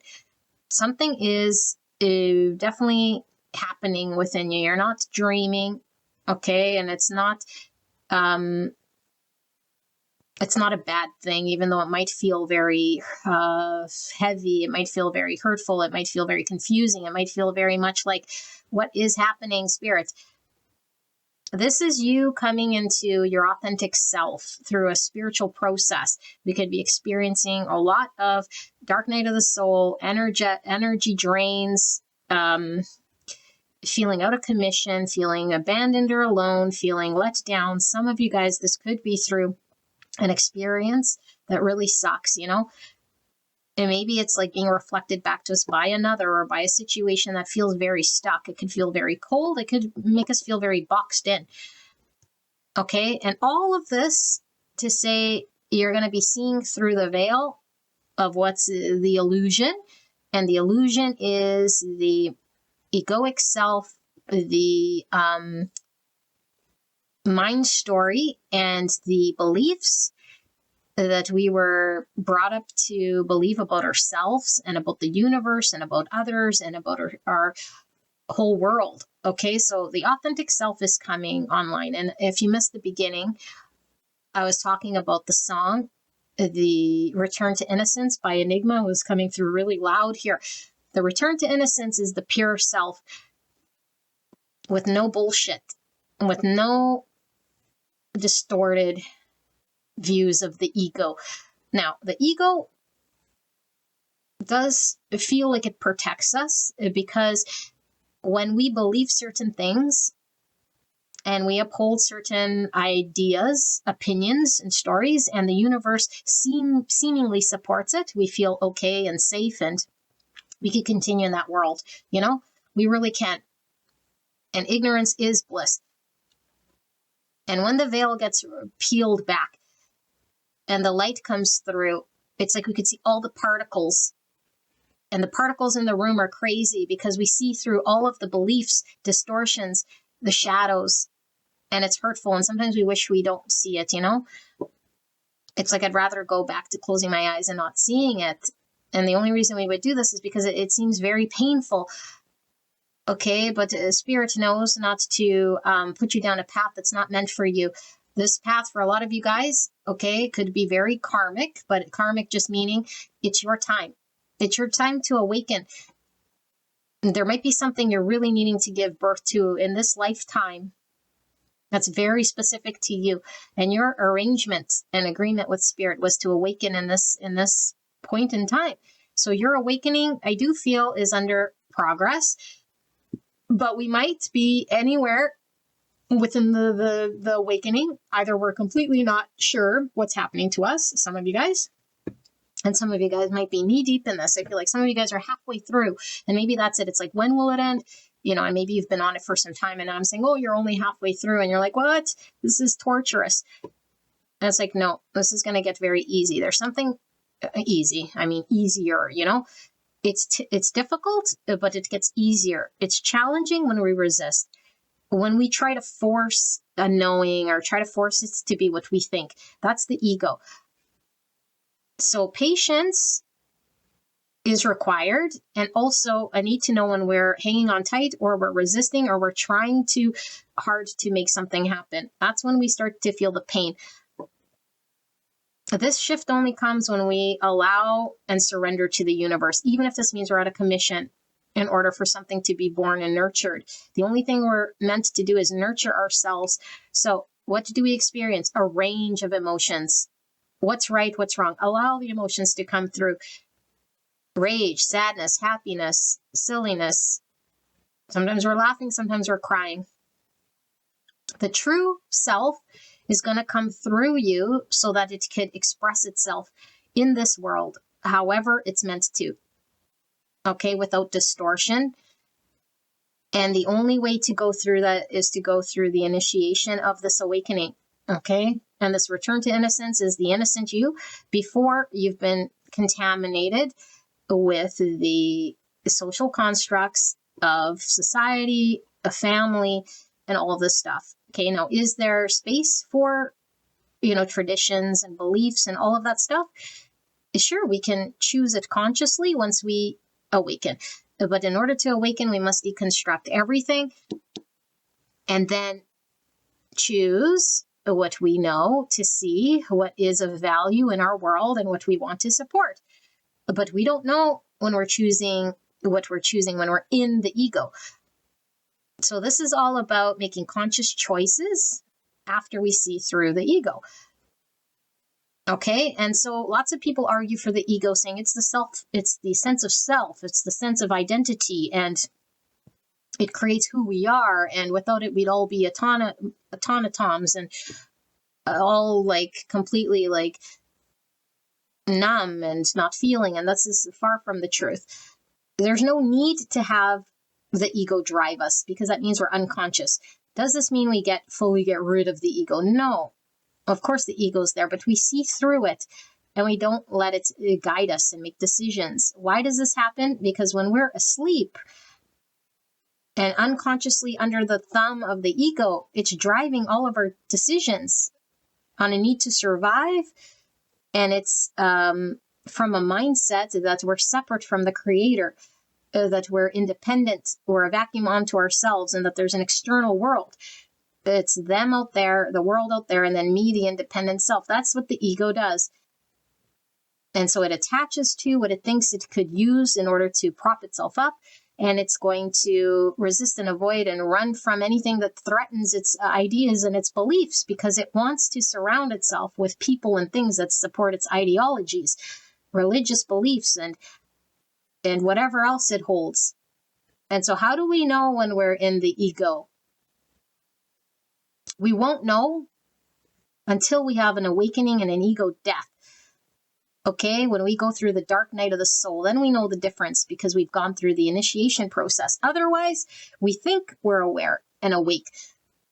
I see the matrix. I see the truth. My truth. No, that's still ego. And we could still be going through a process and think that our way, our beliefs is accurate, but we just created a spiritual ego. Okay, like we could certainly hang on to certain ideologies, even if it's altruism, even if it's like whatever, like coming from the intention of creating some form of an identity here. Okay, and so this deconstruction is deconstructing what it is that we're still attached to, and then seeing through the egoic self so that we can see clearly. And I feel like Spirit is talking about this being a painful process and you having to sort of continuously experience, where you think maybe it gets better and then it goes back, and we might feel highs and lows, and we might feel like we're going crazy, or we're feeling, again, isolated or forgotten about the universe. It's like, no, you're being guided here clearly by the divine. Okay, and not many people get to this in this lifetime to really return back to their innocence and see beyond their unconscious sort of actions and programs. Okay, but I do feel like there is times where we feel very boxed in or stuck or blocked, and where we might have the most resistance, and where we might be expecting things to go a certain way or people to do certain things and that sort of thing. And it's okay to feel, but understand that the feelings are really driven by certain thoughts that we're attached to. And so I feel like there is a needing to accept the fact that of this world, whatever maybe made us feel successful, or like we could create something, or we were a doer, or we had the power, it gets stripped from us. Okay, but it's really the illusion that gets stripped. We never really had the power. Okay, but it really feels real to us. So it feels like, why can't I manifest? Why is it that I'm losing my ability to focus on this, or be driven with that, or be fired up for this or that? It's like, no, all of that shifts. The passion we once had about our business, or about this thing, or this whatever it was, it sort of changes and shifts because the priorities are changing and shifting. And so it's not the pleasant experience going through this shift and this change, but it doesn't mean that it's not real, and that it's not aligning us with something greater and more authentic and more true. And so there's a need to nurture oneself. And so what's coming here is like, we don't see where it's headed. And Spirit is assuring you, like, we're closing out a cycle here, a massive cycle of who we used to be, so that the enlightened version of you comes online. And so we might feel very bound to something right now, and Spirit is saying, I'm protecting you, and you'll feel bound to certain things until the sun comes out and you see clearly through your own ego, and where you could start to make different decisions. And when you're conscious of your decisions, you can choose whatever you want. Spirit's not going to choose for you, but you're going to clearly see what's progressing you and what's beneficial for you, and what might not necessarily be in your greatest good. And I feel like the turbulency of experiencing the highs and the lows, and also maybe not being able to attach to something that we know would be successful for us, and feeling like at the mercy in the 3D of what's unfolding, and feeling like all of that turbulency, or at least not feeling secure, or not feeling like I could depend on this thing, makes us feel unstable. makes us feel like the divine forgot about us, makes us feel very turbulent or unsafe. And this could feel very uncomfortable. It could feel very painful. And it could be like, what is happening here in the 3D? Am I being graced with something that I'm going to see and feel that I could build with? And Spirit is guaranteeing this process is going to manifest in the 3D, something that it will be balanced, practical, but it's all having to come together first. Okay, and so Spirit wants you to be committed to what you can do in the practical world, which I think is to nurture yourself physically, getting enough sleep, getting enough rest, getting enough vitamins if you take vitamins, okay, naturally. And maybe it's water, maybe it's tea, herbal teas for some of you guys. And Spirit is really saying we might think that we're speaking our truth, okay, at this point in time. But I feel like for this group, we still don't know what the truth is. And so we could be very verbally like saying certain things because we believe it.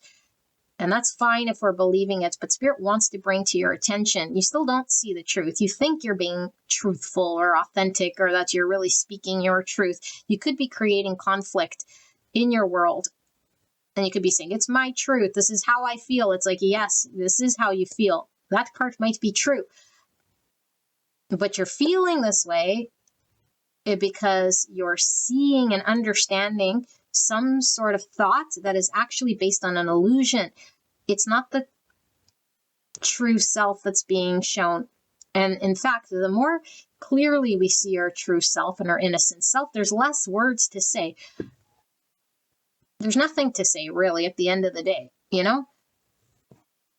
When you're at the point where it's like the less words really are needed to be spoken, it's like you know that you're seeing beyond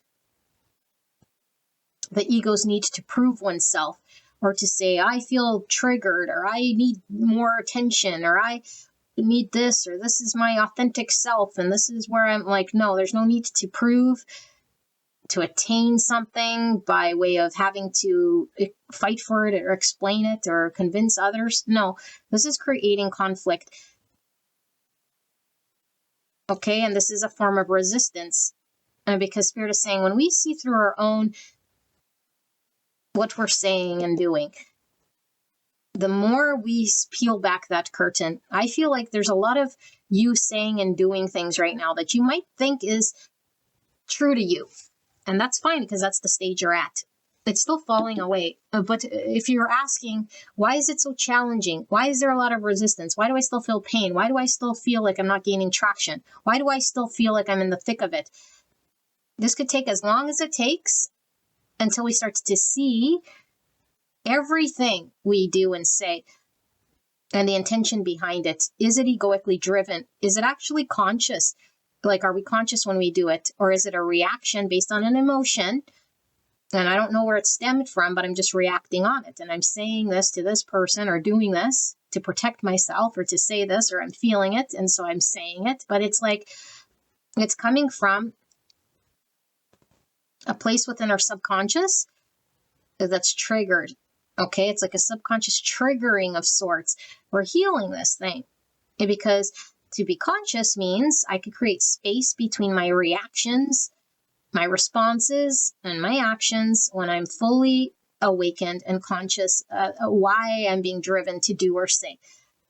And I could be completely at peace with how things are without the need to force, manipulate, coerce, or project or judge. Because we might be doing a lot of judging, you know, the situation looks good, the situation looks bad. This person is in line with what I need and want, and this one is not. It's like, no. Things are happening in front of us, and we're just being asked to see through the illusion of what's not real. And so there's a need to be flexible, okay? Because right now in this process, I feel Spirit is talking about the physical health comes first, and nurturing this version of you is going to take a lot of strength. Okay, like strength is in like physical, like being healthy in your vessel so that you can support this. Because when we start to feel very pulled, emotionally drained, and depressed, and confined, and misunderstood, and isolated, and all of this stuff, it's like we need to pull on our reserves. And so you're being reborn here as a beautiful light being.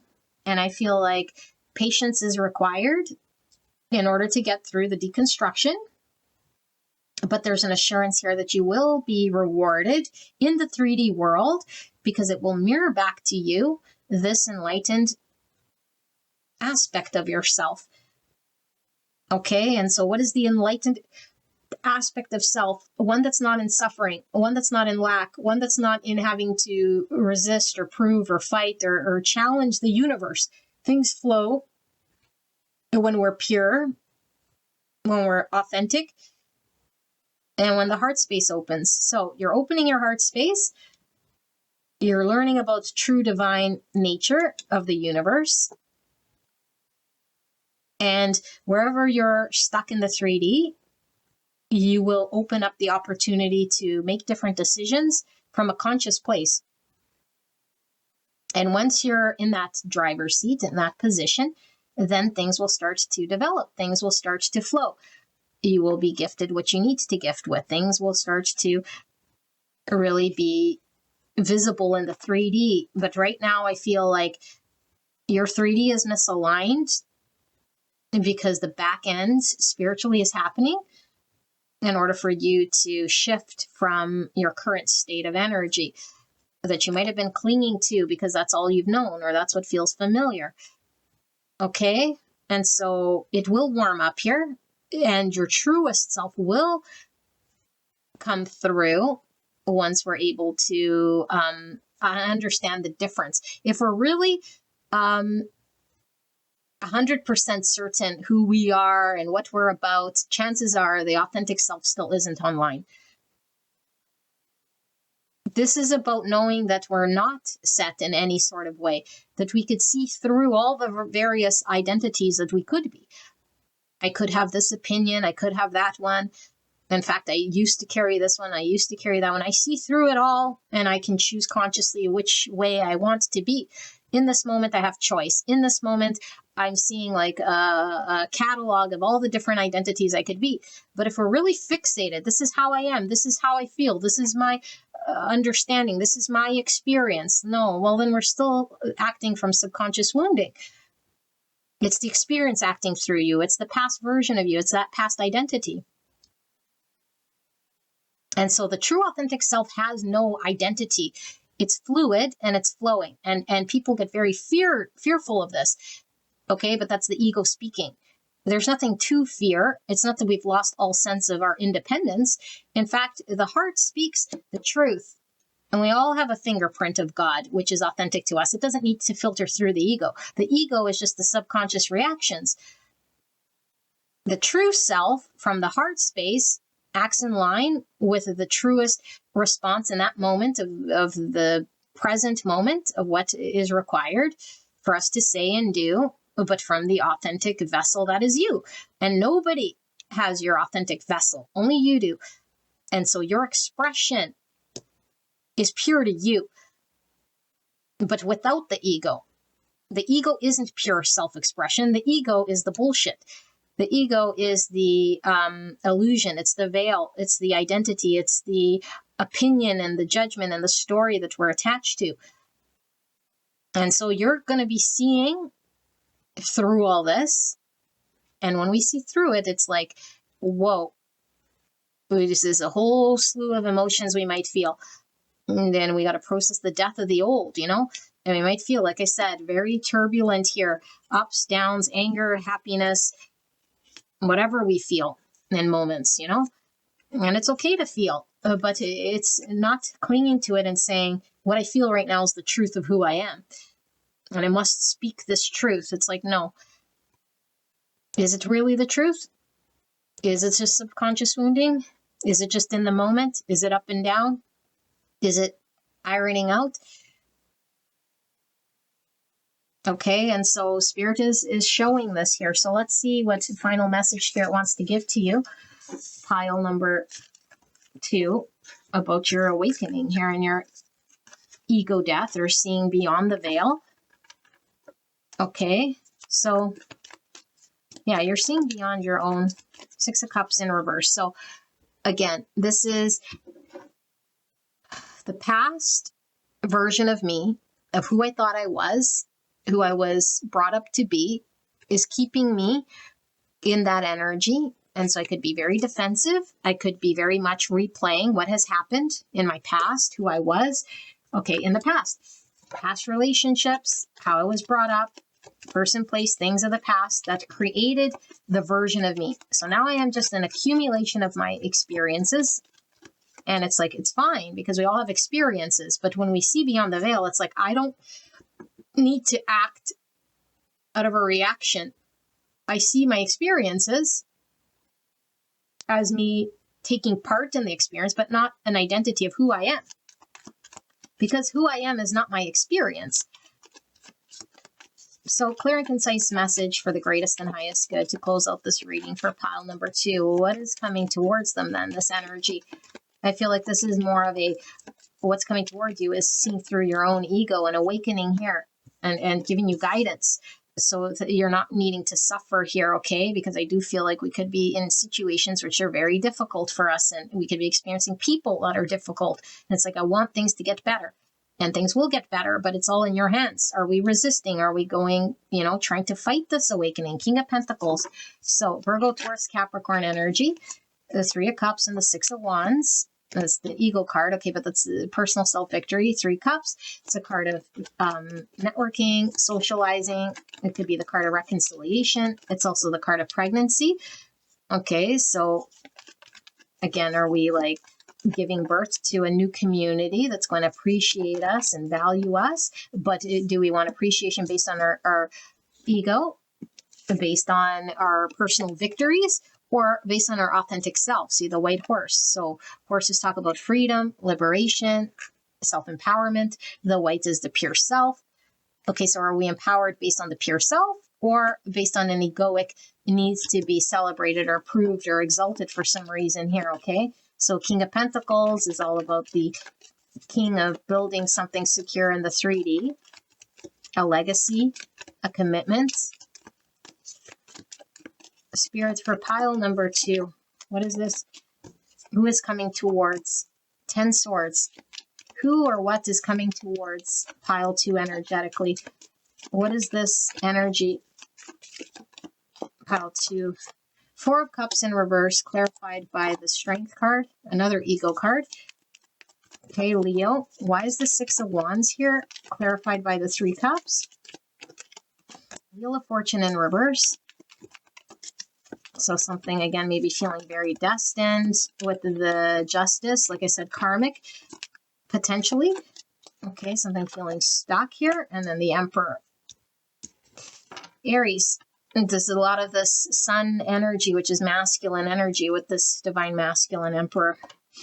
All right, and then we have the King of Swords, more masculine energy. King of Swords, King of Pentacles, Emperor. And then the 7 Swords. Okay. What's under 7 Swords is the 9 of Pentacles. Some of you guys might have been drawn to pile 1, like I said. So a lot of this energy in pile 1 going on. 8 of Wands, communication, a breakthrough. Okay, so let me sit here with this energy and tap into what Spirit wants. I think this is more of your practical situation here. So give me a second. I'm going to move it over.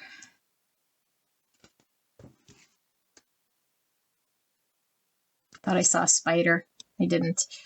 So spider is all about creativity and co-conspiring with the universe to create something here. But so let's see. I'm also terrified of spiders.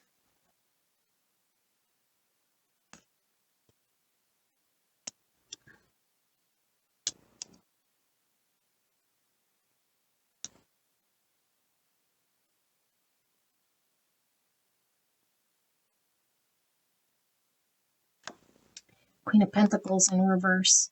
So we have the Queen and the King of Pentacles. Virgo, Taurus, Capricorn. Okay, this seems circumstantial, okay? And I don't know which is your energy. There seems to be a strong masculine energy over here, whether this is you or someone you know. Okay, and I don't know who's this awakening belongs to, because like I said, it could be you or someone you know. This awakening.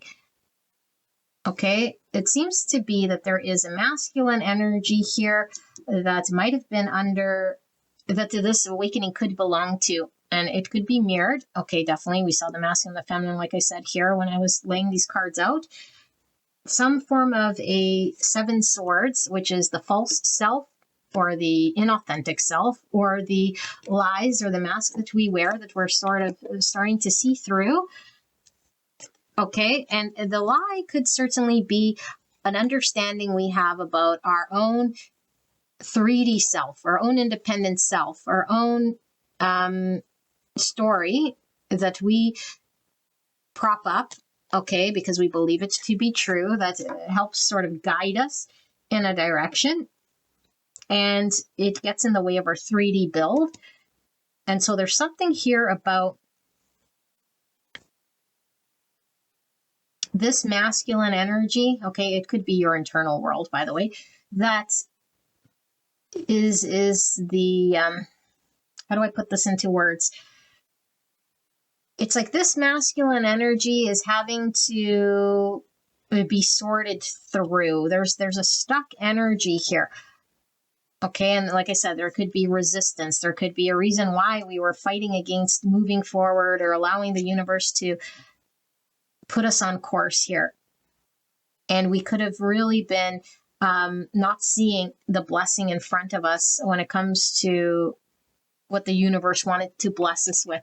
We're having to connect to our authentic self, okay? The white cup now again. So the authentic self keeps coming through. The white is the pure self instead of the shadow self that keeps us sort of stuck to frivolous situations, circumstances, or people that aren't necessarily aligned with our authentic self. Okay, this seems to be someone coming out of this because it's been ego-based, and it's also been driving a lot of this person's decisions and actions and not seeing the truth. And so we could have had a lot of fear, or it could have been letting the ego, like I said, drive. The ego is driving because what's important to me is how I'm seen by the groups of people around me, my community of friends, or my relationships in general, or relationship. So I have a belief that's ego-based, that relationships should look like this or should honor me like that. Okay, but it doesn't allow there to be depth. And so it keeps things very superficial because it's shadowy driven. It's all ego-based and driven because my image or my mask is very important. And this kept things stuck, kept me stuck in my world. And so this is what's coming to an end. And it is painful, like I said. There's something painful coming to an end because it's allowing there to be a sense of empowerment when it comes to the masculine energy. And like I said, if this is your energy, we all carry masculine and feminine. And so the masculine within us can't be distorted. It has to be pure and authentic in order for us to take action based on truths, authentic self-expression, and not ego-driven. Because when I am in masculine energy, needing to take action, making decisions, and using my mind, I have to know that I'm not being driven by subconscious pain and subconscious experiences, and so that it's true action based on authentic self-expression. Because the emperor is going to say and do certain things in the 3D world based on his own thoughts. And so his thoughts, we need to identify, are they ego-driven thoughts? Are they real thoughts? Are they shadow-driven? Are they subconscious-driven? Okay, are they creating confusion? Are they creating are they responding from the veil? And so the veil creates the confusion. The veil starts to take action and say things and do things like the veil is true, but the veil isn't true.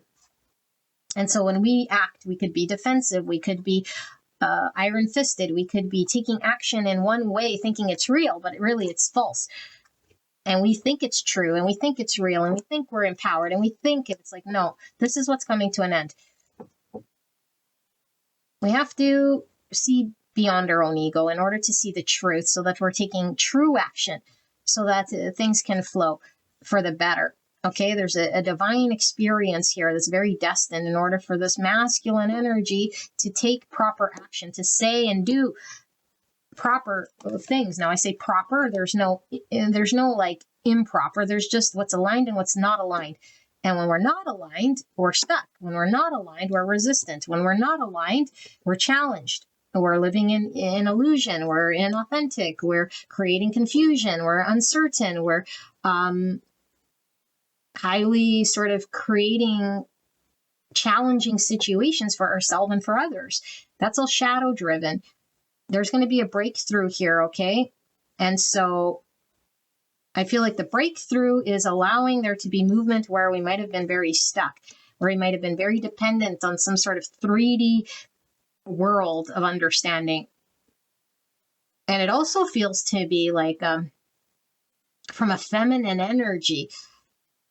And so regardless if this is a male or a female, there's a dependency and the 3D, which is like more of a feminine type energy that I'm feeling here. So maybe very passive, or maybe very much at the mercy of what the 3D world had to offer, you know, and believing some form of 3D story and saying, I can't because of this or that, or I'm at the mercy of this or that. Again, it's all stories that we carry, okay, that maybe makes us feel like we have to, I don't know, like be at the mercy again of like whatever's happening around us. Meanwhile, the universe wants us to know that we have the power to say and do and move forward and take action and surround ourselves with what is pure and authentic when we see the truth. But we must see the truth first. And so there's something to build to, there's something to commit to, there's something that we can create here. But we need to surround ourselves with the right people or person or relationships. And so we have to know the difference here, you know, because I do feel like we all want to be celebrated and seen, but we got to see through our own intention. And whether we are, again, like in shadow or in light, and whether we're acting out of fear or we're too held back because it's like my ego is going to be bruised, or my pride's going to get in the way, or I'm going to only take action when I feel empowered or in control of situations. Meanwhile, maybe we were always sort of able to make different decisions that we didn't even know was available to us. Something is getting aligned that's been very misaligned here. Okay.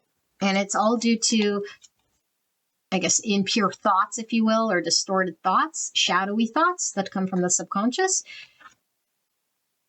So we have Gemini, Libra, Aquarius, and Aries energy, and Leo, and Virgo, Taurus, Capricorn coming through. So let's, I do feel there's just one more than what the Spirit wants to say about this. Now, I don't know if this is, like I said, your energy, someone you're working with that might be coming towards you, or a situation that you're dealing with here. Okay, but let's see. Spirit, for pile number 2, can we close out this reading?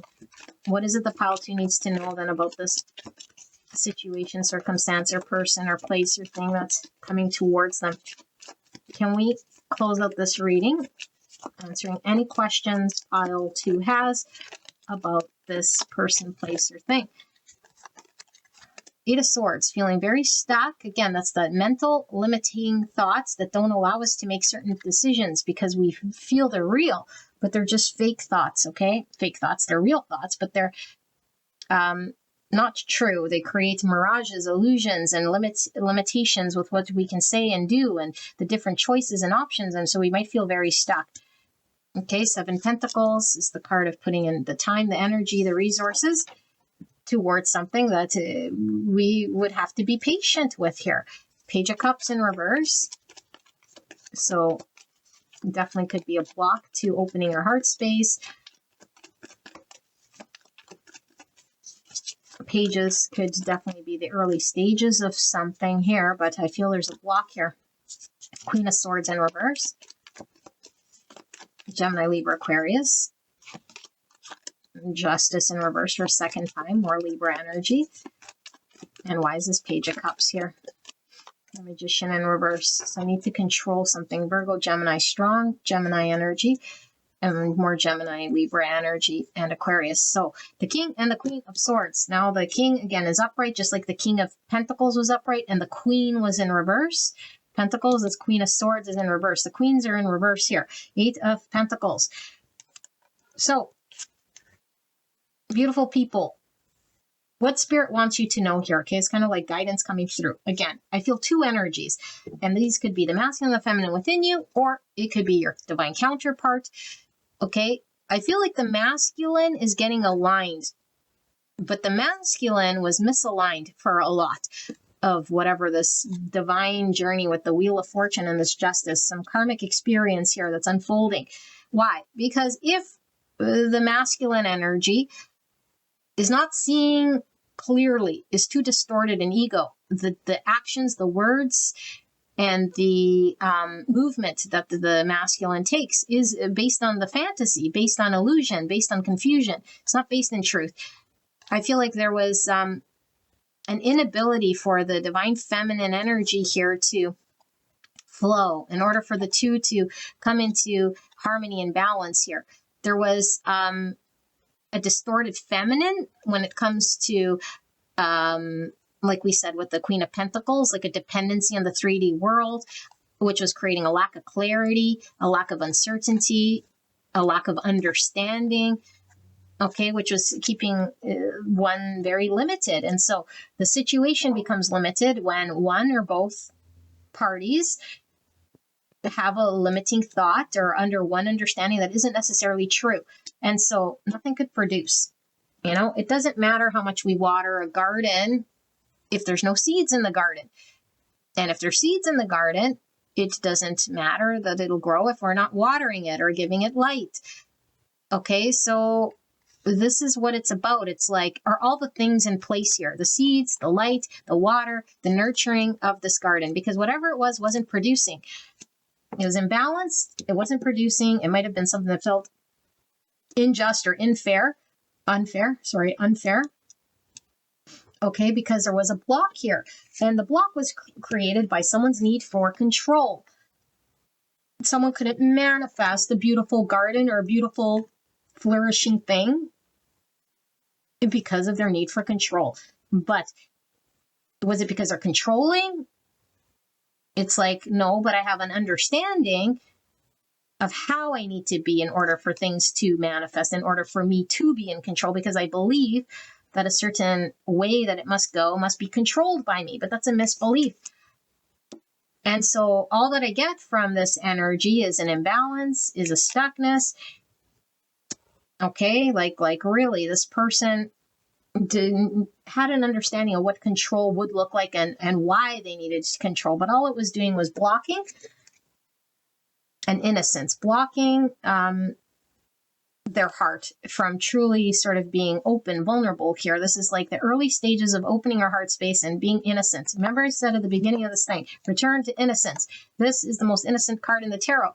This is blocked here, okay? And this is a return to innocence, vulnerability, allowing ourselves to be seen and to experience with trusting our intuition and our heart.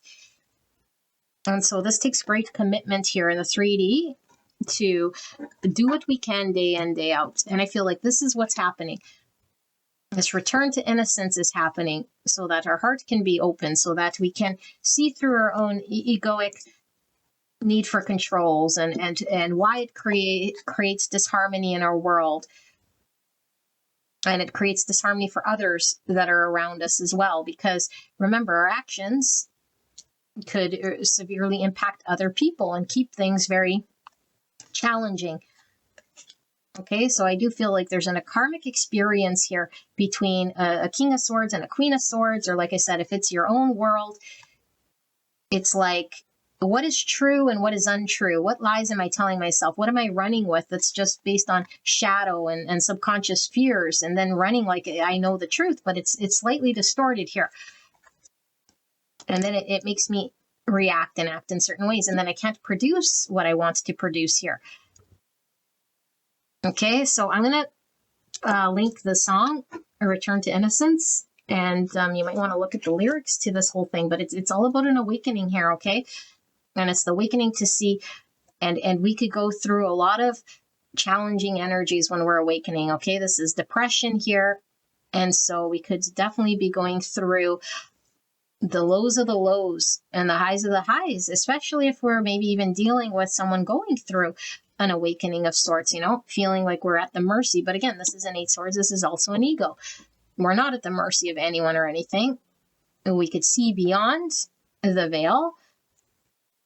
Okay, and so there's a need for us to know what patience is here, know what love is here, and know what the pure self is about when we could see through the distortion.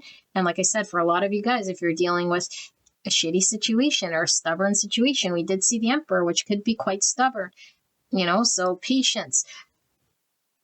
Now, of course, it's up to you, but if we don't see beyond the ego and the illusion, we don't know that we're being patient. We think we're sacrificing ourselves, or that we're stuck, or that we're, you know, but it's like, no, let's see beyond what we're being called to see beyond other people's egos, and not get chopped up by that you know, the thing that keeps coming around, like the helicopter, please come down. It's like, am I chopping myself off at the knees here, or am I very conscious of how flexible I really truly am here, you know, without resisting and forcing and coercing and trying to twist something and get all twisted myself.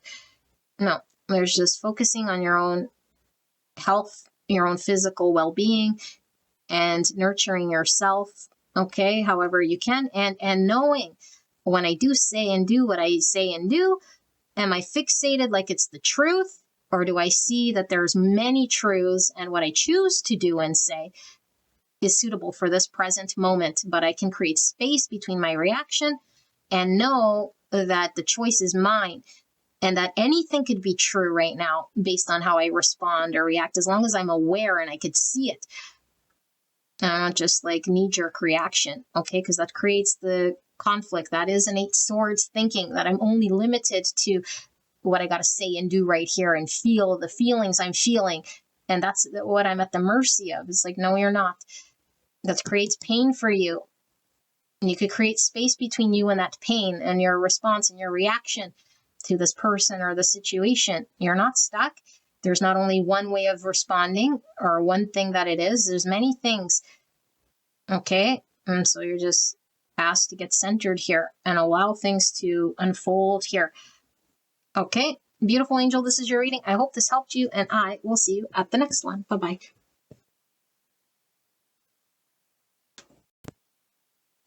Hello, pile number 3. You guys picked the numbers pile with card 26 or the number 8.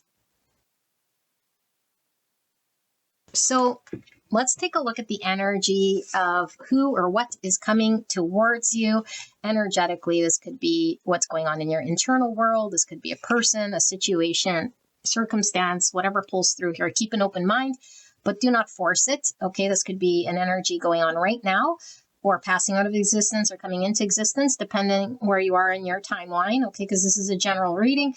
But if this sounds like old energy, you might want to go check out another pile and see if it resonates for you, okay? So interesting, we have numbers. So it could have something to do with numerology. Maybe you're seeing a lot of angel numbers, okay? But when I started to awaken, I was seeing a lot of angel numbers, but also the numerology was making a whole lot of sense here to me. So we have a lot of the numbers, okay, 3, 7, 2, 7, 3 showing up here, 8, 4, and 26. So let's see how these numbers come into play here. So if you feel in tune with your intuition, you want to go straight away to your channel message, you can click on the timestamp below.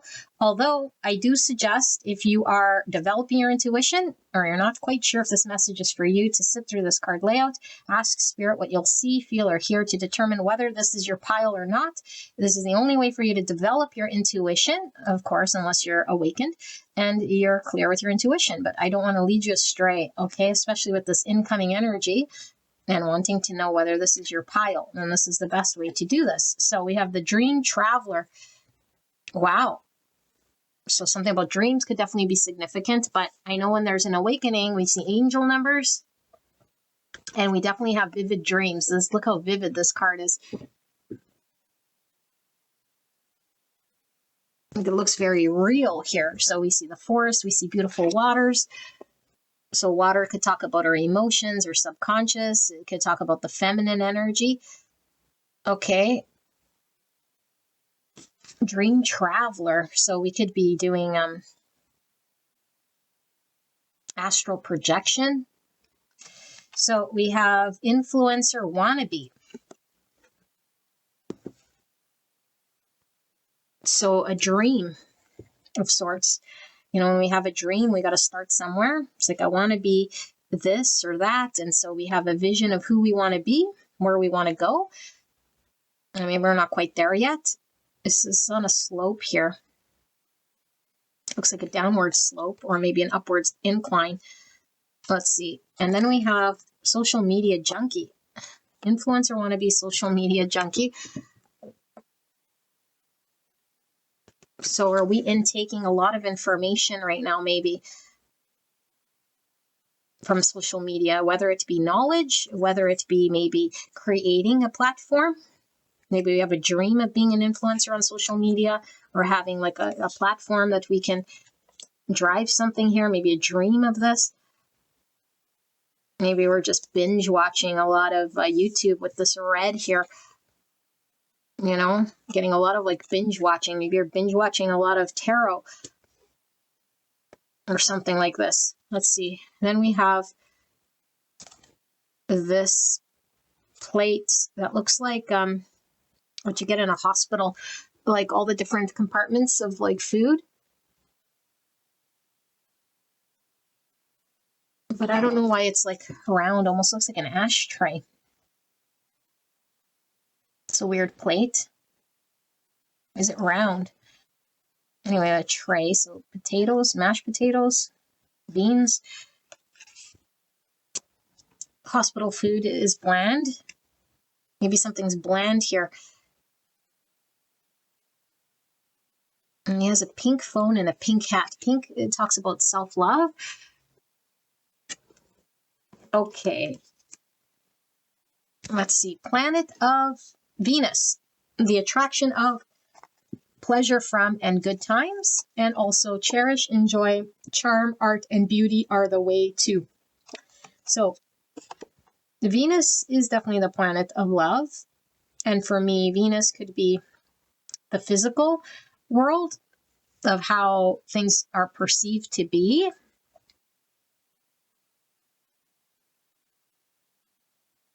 It's like how we want others to see us, okay? But yeah, definitely a planet of love could be the planet of relationships.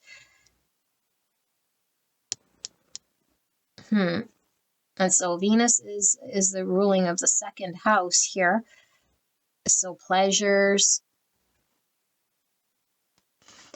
All right, and then we have Sagittarius. So insights to understand the wisdom of, resulting from the understanding of, and your highest ideals, the rules of, get it out to the world. And so Sagittarius, very ambitious here.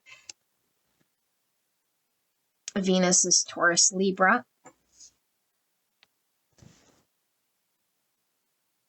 Insights to understand, something that is understanding on the social media. Okay, and then we have consolation, and it looks like he's looking out the window or out the patio or something here for guidance. But consolation is like it being like righting wrongs in some way here, waiting for something to go right or being guided somehow. Okay, and then we have the traffic sign, and it's like merging into traffic, but the hatched line means we can crisscross lanes, and we're both going in a one-way here, but we're merging. So being directed, how to merge ahead. Okay, and then we have this card with this girl and there's a shadow behind her, which looks like it's a masculine energy.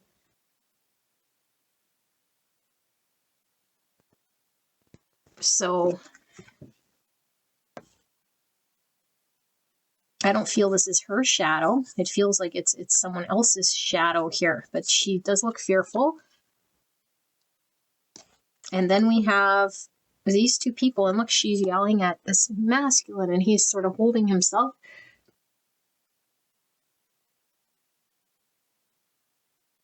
So anger. Wow, these are very intense cards here. Even the red, I'm getting devilly energy here, Capricorn energy.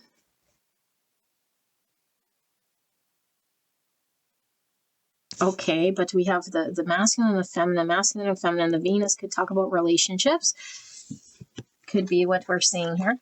And then we have this person with snowshoes traversing the winter landscape here with the wolves.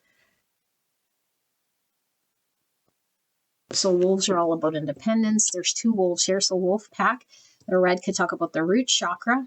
More doubly energy I'm seeing, but to the winter scene. So something cold, maybe something very harsh here.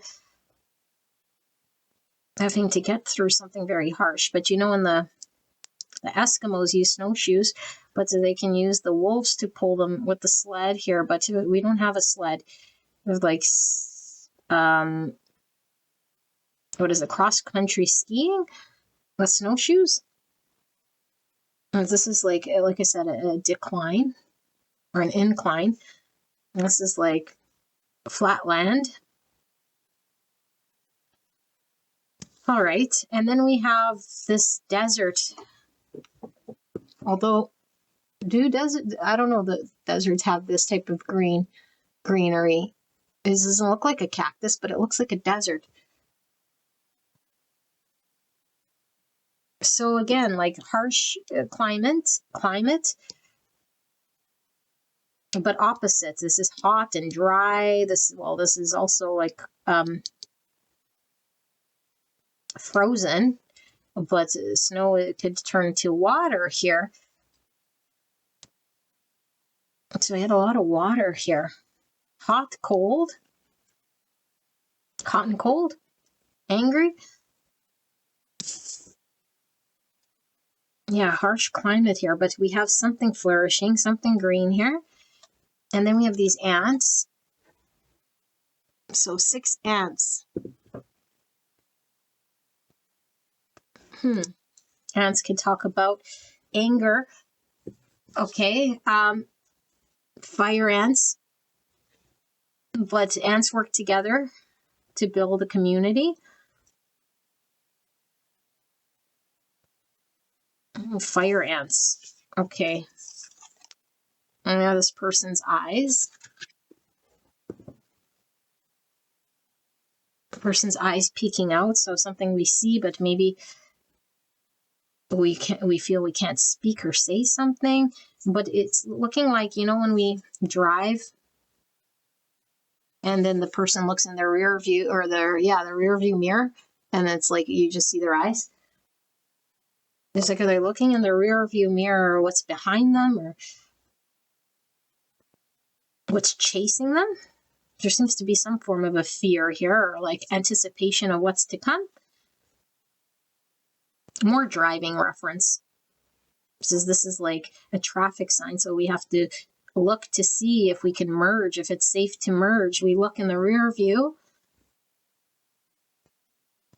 Okay. Then we have this butterfly. I think it goes like this. It's coming out of an egg, but butterflies don't come out of eggs.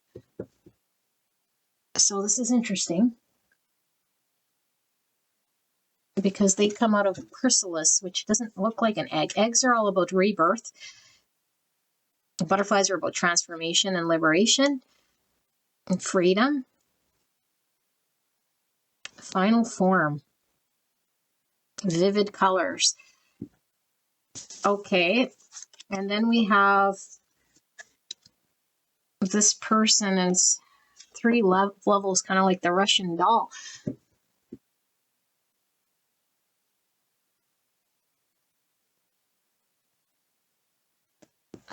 Is this the same person? Just looks like she's at a campground or something like this, sitting outside a tent. And then there's like 3 layers here. The higher self. All right. Your energy is very interesting here. Got a lot of these cards that came out through your reading. So I do read them intuitively, but there's like a lot of different energy here. You're dealing with a lot of people, or a lot of like the environment might be very complex here. Okay, rope, and it's all knotted. And the red again, which I was saying was like anger. More devilly energy here. So strong Capricorn energy, but it's giving me sort of nautical theme, you know, where we have to get anchored or something like this, but feeling maybe knotted or stuck or corded to something. So we have projection with 33. 33 is a master number. Reproduction, creativity, humor, Christ consciousness, joy, and harmony. Okay, 3s are all about growth, relationships, which we had with Venus here. And it says expulsion from yourself, external reapproach, shifting, victimization, externalization, external attribution. Type 6, the loyalist, thinking center between mistrust and trust. So 6 is lover's energy. Also, it's this devilly energy, which I was getting with the Capricorn here. So we have Gemini, Capricorn. Projection. So looking in the rear view. Arguing with someone, projecting some sort of fear or some sort of shadow. Okay, and then we have 23 and 5. So Taurus and Sagittarius energy. It says avoidance, ego level, ignorance, intellectual disability, lack of culture, nothingness, interior void, uneducation, and social engagement. Type 5, the observer, thinking center between interior and exterior. And this is the authentic self-expression with the blue, throat chakra. Ignorance, projection. Oh my goodness. And then we have dragonfly spirit with change, number 12. So dragonflies are talking about seeing through illusions. Okay, like we could see through an illusion of something. We see the reality of something. 12 is hangman energy, Pisces, but that's seeing things differently, maybe more enlightened about how we see something. But the 3s again, growth, relationships, initial success. Where did we have 3? I thought we had 3 somewhere. Yeah, 33. Change. So that's this butterfly energy change. Okay, and then we have 40 with light ship Earth. Some of you guys might have been drawn to pile 2 with the light ship here. This is like drawn to the light. I'm being called to read the light ship Earth. Let's see. Grab the book.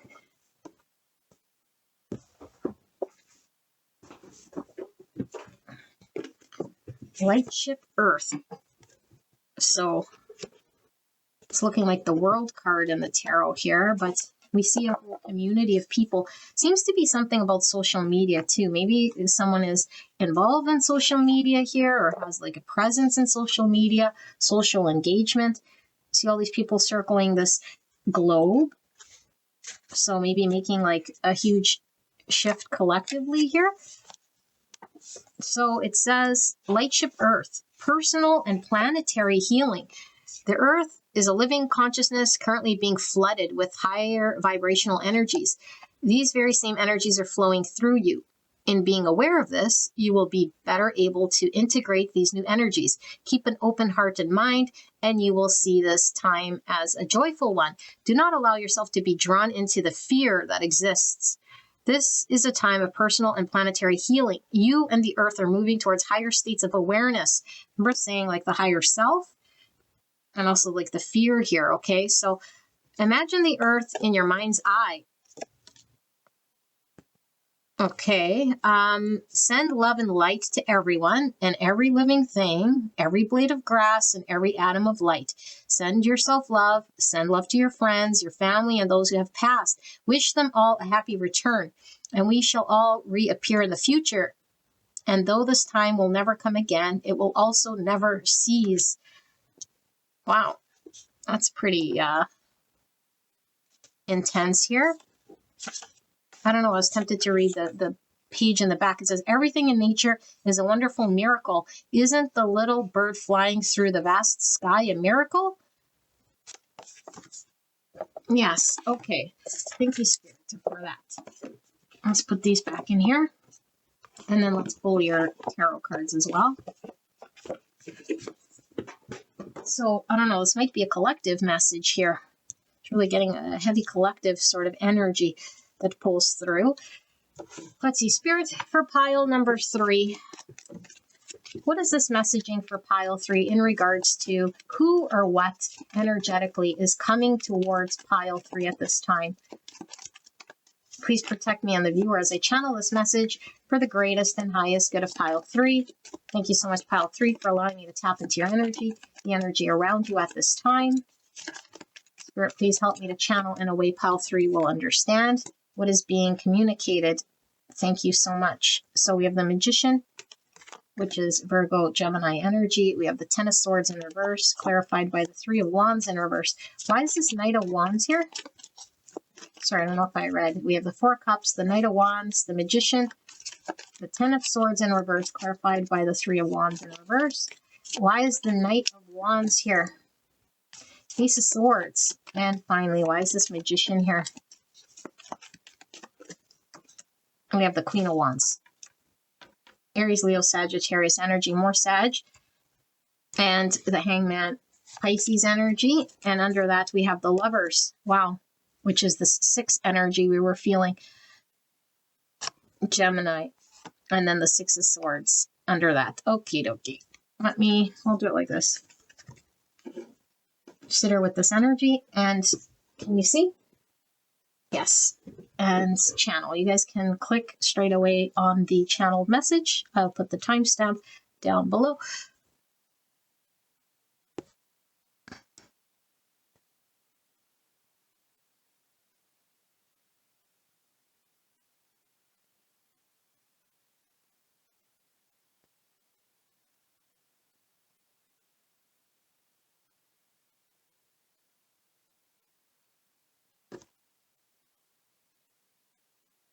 Oh my goodness, pile number 3, this is a collective message. I like when I get these, okay? But if you consider yourself part of this collective, then this might definitely resonate for you, okay? You could be dealing with energies like this or just observing this with your friends, family, whatever going on around you, or maybe you just want to know collectively what's going on if you're like removed like me under a rock, completely just trying to not to deal with the collective challenges because it's very heavy. Now, I'm not asking you to run away from it. Certainly we're being called to see what's going on in the world, but it does become very heavy. Probably why I'm hiding away from it. Okay, but what does this mean? There's challenging energies right now collectively, okay? Now, we don't like to dwell on what's not good. Okay, not good. There's no good and bad. It's just heavy energy because there's polarity, and we all deal with polarity, which means that there's love and light, a beautiful energy of collaboration and positivity, and then there's dealing with darkness and fearful things. You know, illusions and egos and projections and things that are very challenging in this world. And so this is talking about a shift that is happening collectively, and it's the Spirit bringing to our attention what's going on collectively and where we're being called to sort of toe the line. It feels like you are being given and shown the truth of the universe here, okay? Through dreams, through synchronicities, and we're still a part of this matrix, no matter how much, we try to create our own little world here. We're all one and we're all connected, okay? We're connected to the challenging energies as much as we're connected to the enlightened energies. We're all one. But we're being called to see through the illusion of what's going on collectively. Lots is going on in social media. Okay, it has been for so long, but I feel like there is a lot of this energy that's trying to create fear mongering and a lot of fear in the collective. Why? For control. And it's talking about harsh environments, okay, and extremes here. And sometimes we might feel like, how do I navigate through these extremes? And we can really sort of get pulled into the drama and the fear story and the clickbait of like all of the stuff that, could certainly just be drumming up and feeding off of our fears. And I feel like for some of the collective, there might be a lot of, depending where we're at, some of us could just be like, well, it's what I'm served, and it's sort of where I have to just be at the mercy of this. And for others, sort of waiting for answers, maybe potentially, or for things to change. And it's like, we don't need to be in the mercy of dealing or receiving the hand that's dealt to us. And we don't need to argue against, becoming such a social justice warrior and creating tension and arguments, or be fearful and hide away. Okay, kind of like what I mentioned myself, like just sort of, not that I'm fearful, but I'm just hiding away from any, like I have no idea what's going on in the world here, okay? And so what are we asked to do here? It's like Spirit is saying, this new earth that is being created, it has to wash away and it has to go through a cycle. And the cycle here is just like anything else when it comes to nature. It has a way that's built in nature here. There's no anomaly with how the universe functions, just like cells and life, biology, physics, everything has a specific way, geometry, and everything is sort of very concise, right down to the nitty-gritty details of how the universe is created, just like numerology.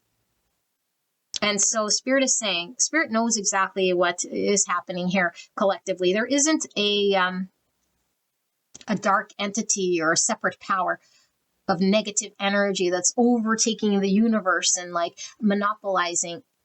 Spirit is saying that everybody has a choice to pick positive or negative polarity because of free will and conscious choice. But if we're ignorant to the ego and to the illusion and to the fear, then we start to make decisions based on fear. And we start to engage with like fighting against, it's like them versus me, and keeping that polarity alive. And it's like when we feed a story, we're saying it exists. I see it as an entity, as a dark power. And so I give it life. And what you resist persists. You give it life, and it creates all sorts of fear and control. And it feeds and feeds and feeds and feeds, because we instill the fear, which generates the energy that it feeds off of, whatever the system is, Okay, be it like corrupt corporations or corrupt politicians or corrupt educational systems or corrupt medical situations. Okay, like big pharma and all of the structures here that are in place for keeping us sort of broken from seeing the truth of who we truly are spiritually. And so collectively, there's this collective energy that's coming through with this light ship Earth in order to create a beautiful new Earth that's based on relationship, seeing other as self. Okay, and this is what we're being called to guide ourselves in action based on an understanding that we are all one, and not to project the ignorance. And so even the shadow is part of who we are as a collective. And so does this mean we need to reinforce and support the negative polarity and the shadow and the ignorance? No. But we don't need to add to it and project to it. and listen to the fear or argue against it or resist it. So Spirit is saying that the action we'll take is in relationship and seeing other as self. And if the other is creating a lot of noise in the distorted energy, to see through it and not feed it like it's a real entity, not resist or get angry towards it. Okay, because I feel like the shift is happening right now on a global scale. Collectively, we're all transitioning. There's a new energy. And so we might feel very stuck to certain things or get very tied up in knots when certain things are happening there. And we're experiencing a lot of challenging environments. And I think it could be polar extremes, war and famine and all sorts of things going on in the universe. And we could be just really dealing with our immediate environment and completely forget that there's a whole global universe, everyone battling what they're needing to sort of battle. And so looking in the rear view is sort of understanding that humanity has gone through historically challenges, and it's become a part of like the collective consciousness that we're having to work through. So it's all karmic energy, and we're all having to sort of work together here to create this beautiful, harmonious peace on earth. Okay, so this isn't from a place of love and light and positive toxicity. And if I see that one more time, I will untoxify your behind. Meaning there is no such thing, okay, as toxic positivity. There's just either you see the truth or you don't see the truth. So either you're an illusion or you're awake to the truth. And an illusion means I act out of fear. I try to resist, and I try to create pushback, resistance, or argue the truths that I'm seeing. But it's like, no, we're an illusion. There's nothing to argue. There's nothing to, yes, we could speak truths, but there is no need for us to fight. What is true stands on its own. It doesn't need to be propped up. The truth stands on its own. The lie or the illusion, the shadow, the fear, it's fake. Okay? Now, does that mean we don't experience fear? Yes, we experience it as an emotion. But everything that is an illusion needs something to prop it up. And so I create the fear, and I need the collective to prop up the story or this fear and to feed to it, to argue it, and to fight against it and to resist against it, and it keeps it going and going. Okay, but it doesn't truly exist, because if nobody pays it mind, we're not clicking on it, we're not feeding it, we're not giving our fear to it, we don't build to it, it falls away. And so there's a strong message here of collectively working with the energies that allow us to get through this harsh time. Okay, but we're having to sort of work together in a way here with this merging. I really feel like it's emerging with what is, rather than creating separation or creating duality or resistance. And so it's not joining the corruption, but it's seeing the energy without being blind to it. Okay, kind of like what I mentioned at the beginning, where I said I just hide away because I don't want to have to deal with it. It's like, but if we live under a rock and we don't see it, it's like we're enlightened, removed, and our experience and what we have to give to the universe is sort of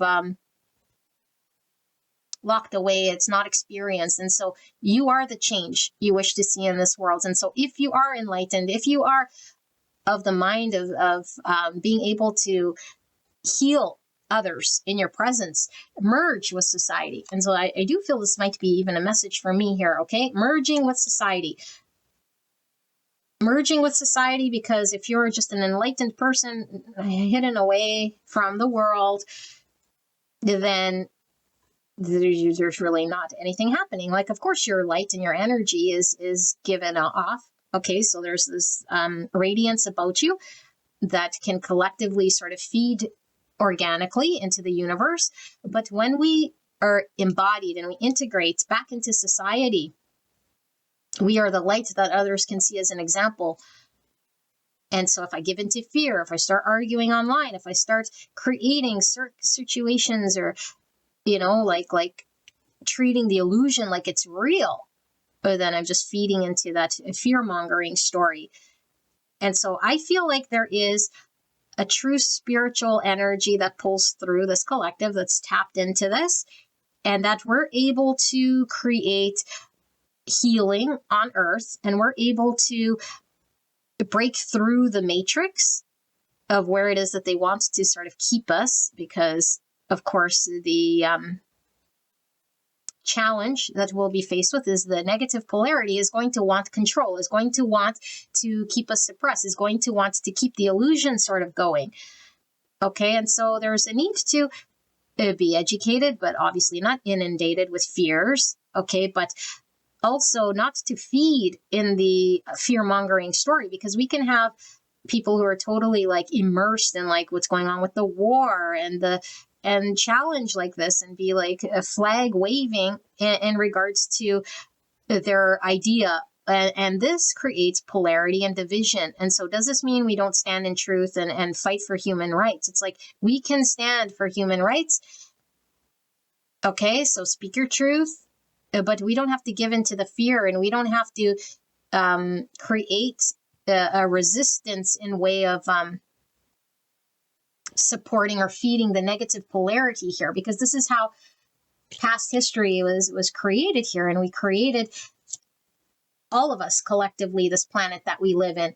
Everything we're experiencing has been created by the collective here, and so we're graduating to a higher version collectively of light beings that are not egoically sort of challenged, and threatened by other people and having to survive by beating each other out. It's like merging collectively. Okay, but again, there's something about relationship and really like being able to work as a community. And this way we can pull each other through these harsh times, because I do feel like at times it's very harsh here geographically, and it's going to get harsh when we are isolated on our own, feeling like we want to be safe, but we don't trust anyone, or we can't work with anyone, or like everyone is, has their own independent agenda. It's like, no. Or we have community of people that are like-minded, that we can work together to create this.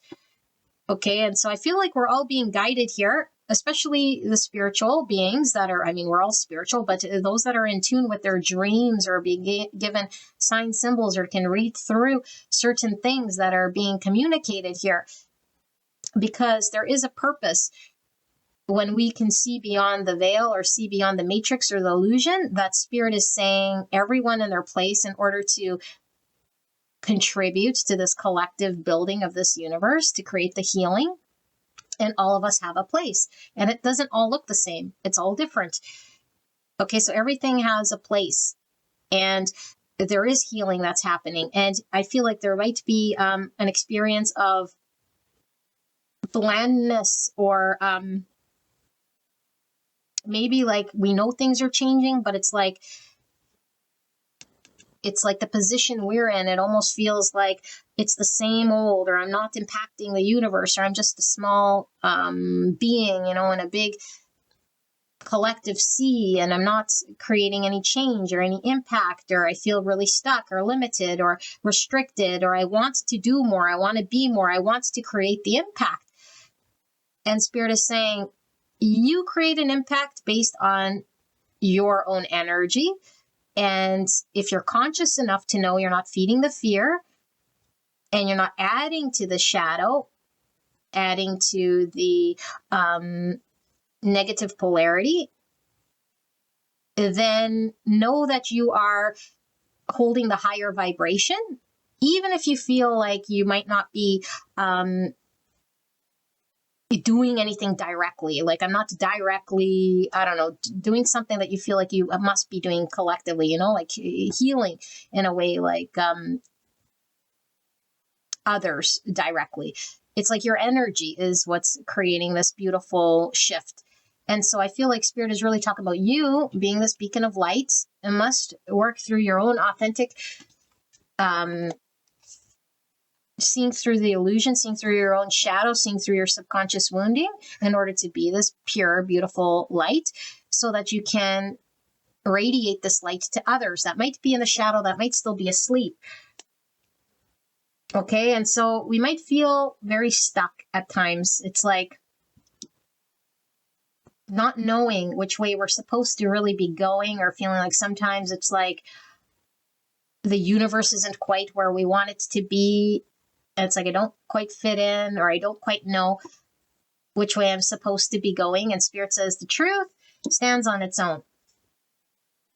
And when the negative polarity is in action, again, that's the shadowy aspects, it's also standing in some sort of truth, okay? But it's like, it's only as true as what we make it out to be. And so if we act like it's true, okay, now this isn't saying just pretend that war isn't happening or famine isn't happening. It's happening, okay? But it's like, what's created it?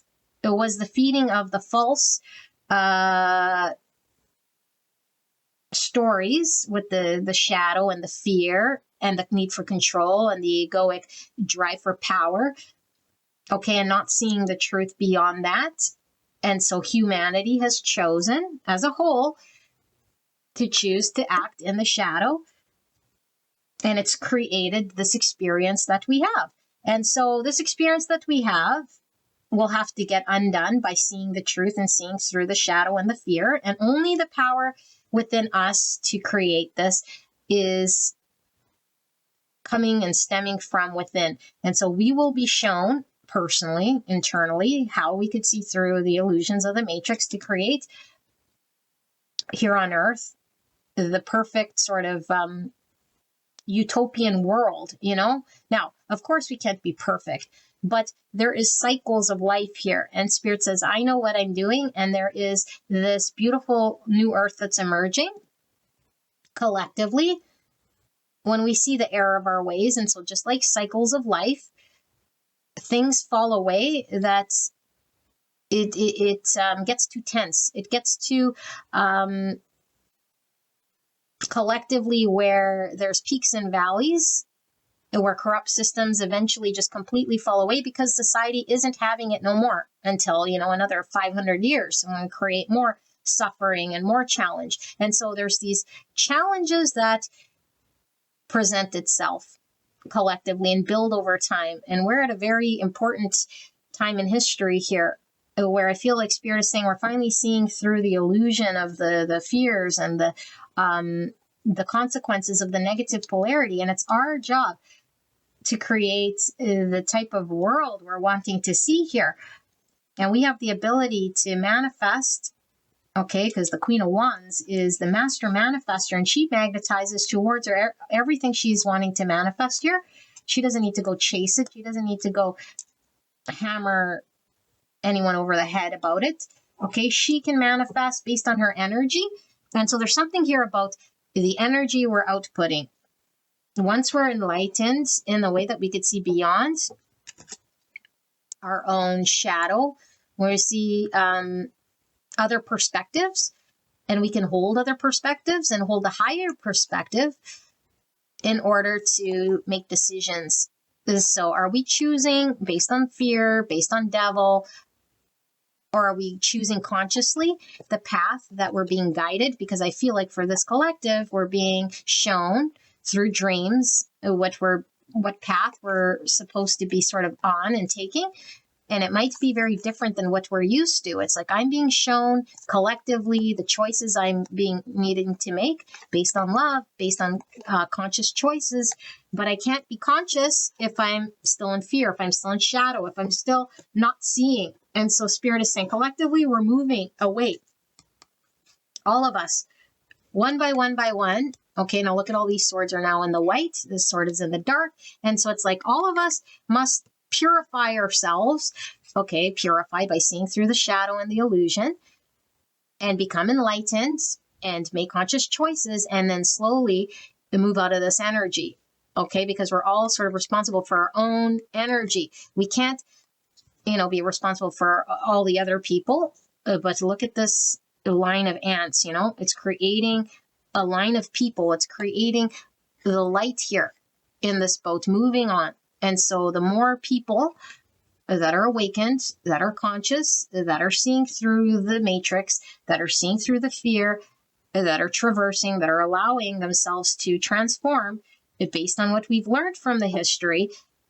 Okay, even if the energy here feels like the environment here is harsh, it's like working together to move out of this harsh environment. Okay, because we're not stuck when we collectively work together to move forward and be guided by spirit in the universe here. Okay, and so there is a resolution to this thing, but I do feel like collectively it's a huge shift. And so what's coming here is like us moving out of these harsh times, us seeing through the matrix illusion, us working through ignorance, us working through challenges that have kept us stuck collectively, where there's nowhere to go or build or to develop anything in the negative polarity. It's like the end of the road, for fear. It's the end of the road. We don't need to be controlled. And the only way that we can sort of stay under the control, is to project our own fears and to victimize ourselves and to live as though that's the only option.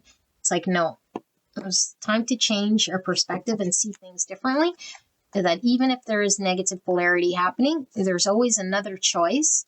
There's always an enlightened choice to choose love, to work together with the collective to make decisions that are more conscious despite the fear mongering.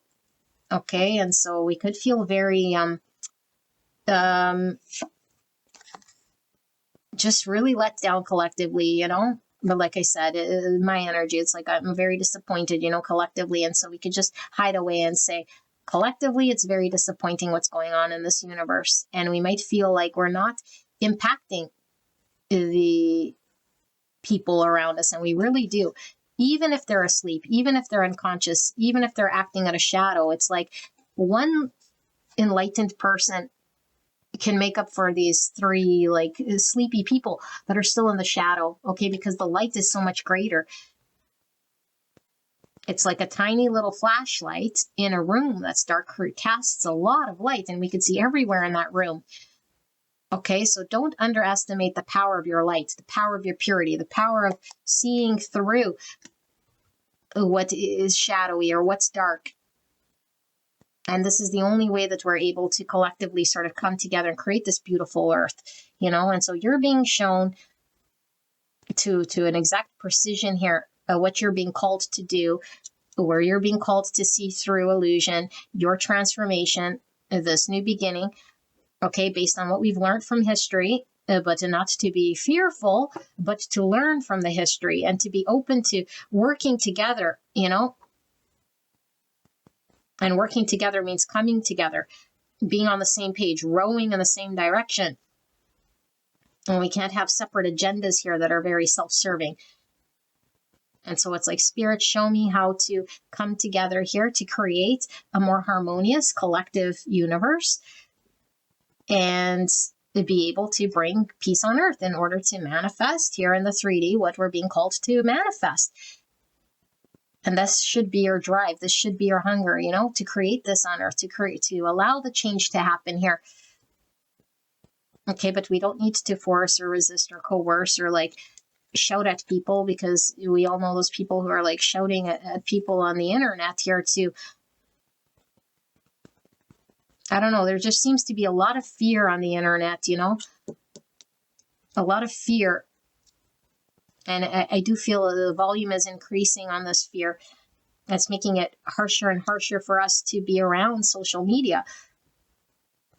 It's like, I don't know about you guys, but it's like, I know I haven't been posting, and I've been on YouTube, and I don't see the usual people that normally post.